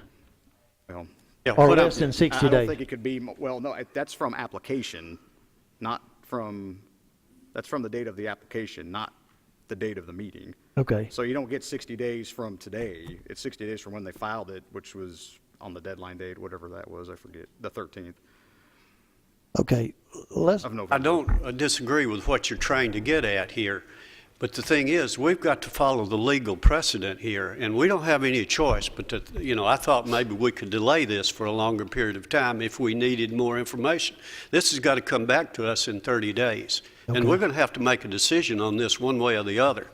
So what we need to decide, is this an appropriate place for a cemetery or not? And that's, I think that's what we're looking at, but I also think we got to look at, if we approve something, what other impacts it's going to have. I mean, we always have. I'm not sure you're going to get your answers. And I keep going back to the standards that are in the zoning ordinance. There are 3 specific standards with cemeteries. Again, anything state, federal is beyond that, but there are 3 specific standards. One dealing with the major thoroughfare plan, that the development of the property would not interfere with that, which I don't believe Villes Road's even on the thoroughfare plan. The second being the size of the property, and the third being the Gary, you had a distance. Thank you. The setbacks, the 50-foot. Well, again, Mr. Mossy, I'm not trying to be sarcastic or anything, but I mean, we got rules and regulations said people wasn't supposed to be living out here on this heavy hill we had earlier, but they've been doing it for 12 years till we found out about it. So, and we had to wait and prove it or not approve it tonight. So, this is my personal opinion. I'm not against. I want to say again, I'm not speaking against having a cemetery there. My problem is the impact that it's going to cause, and I think we need to. I think what I've said here is valuable. If we approve this thing, then we're going to say, okay, man, this caused a traffic problem. What are we going to do then? Then if we know on the front end it's going to have some impact, we can tell the folks with the mosque, this is what you got to do before we can approve this cemetery. not after the fact and say it's caused a terrible problem. And matter of fact, you only got 1 foot of soil here, and you can't have your cemetery there either. So, I mean, in my opinion, we need to answer these questions and then come back. If they've answered them, good. We can do it. If they can get it done in 30 days, that's good. If they can't, I mean, in my opinion, that's not this board's problem. Jerry, do you have a comment? Only that I'll make a motion if we We don't already one. have a motion on the floor in a second. So, Vote your conscience. Any other comments? Call the roll, please. Make sure we're correct. My motion is to defer, so yes would be to Yes. defer. Your motion is to defer to allow for studies, no time frame, both Bradyville and Vils and the entrance to ICM, and to have a soil scientist look at the impact of burials at the expense of the applicant. Correct? Yes, ma'am. Ready for the vote, Chairman?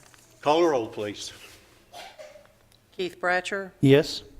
Joe Crowell, Yes. Joe Machoto, Yes. Jerry Sartain, no. Dane Cantrell, No. Motion passed. It is deferred. And for those who are interested, you can get a copy of the minutes from the planning office.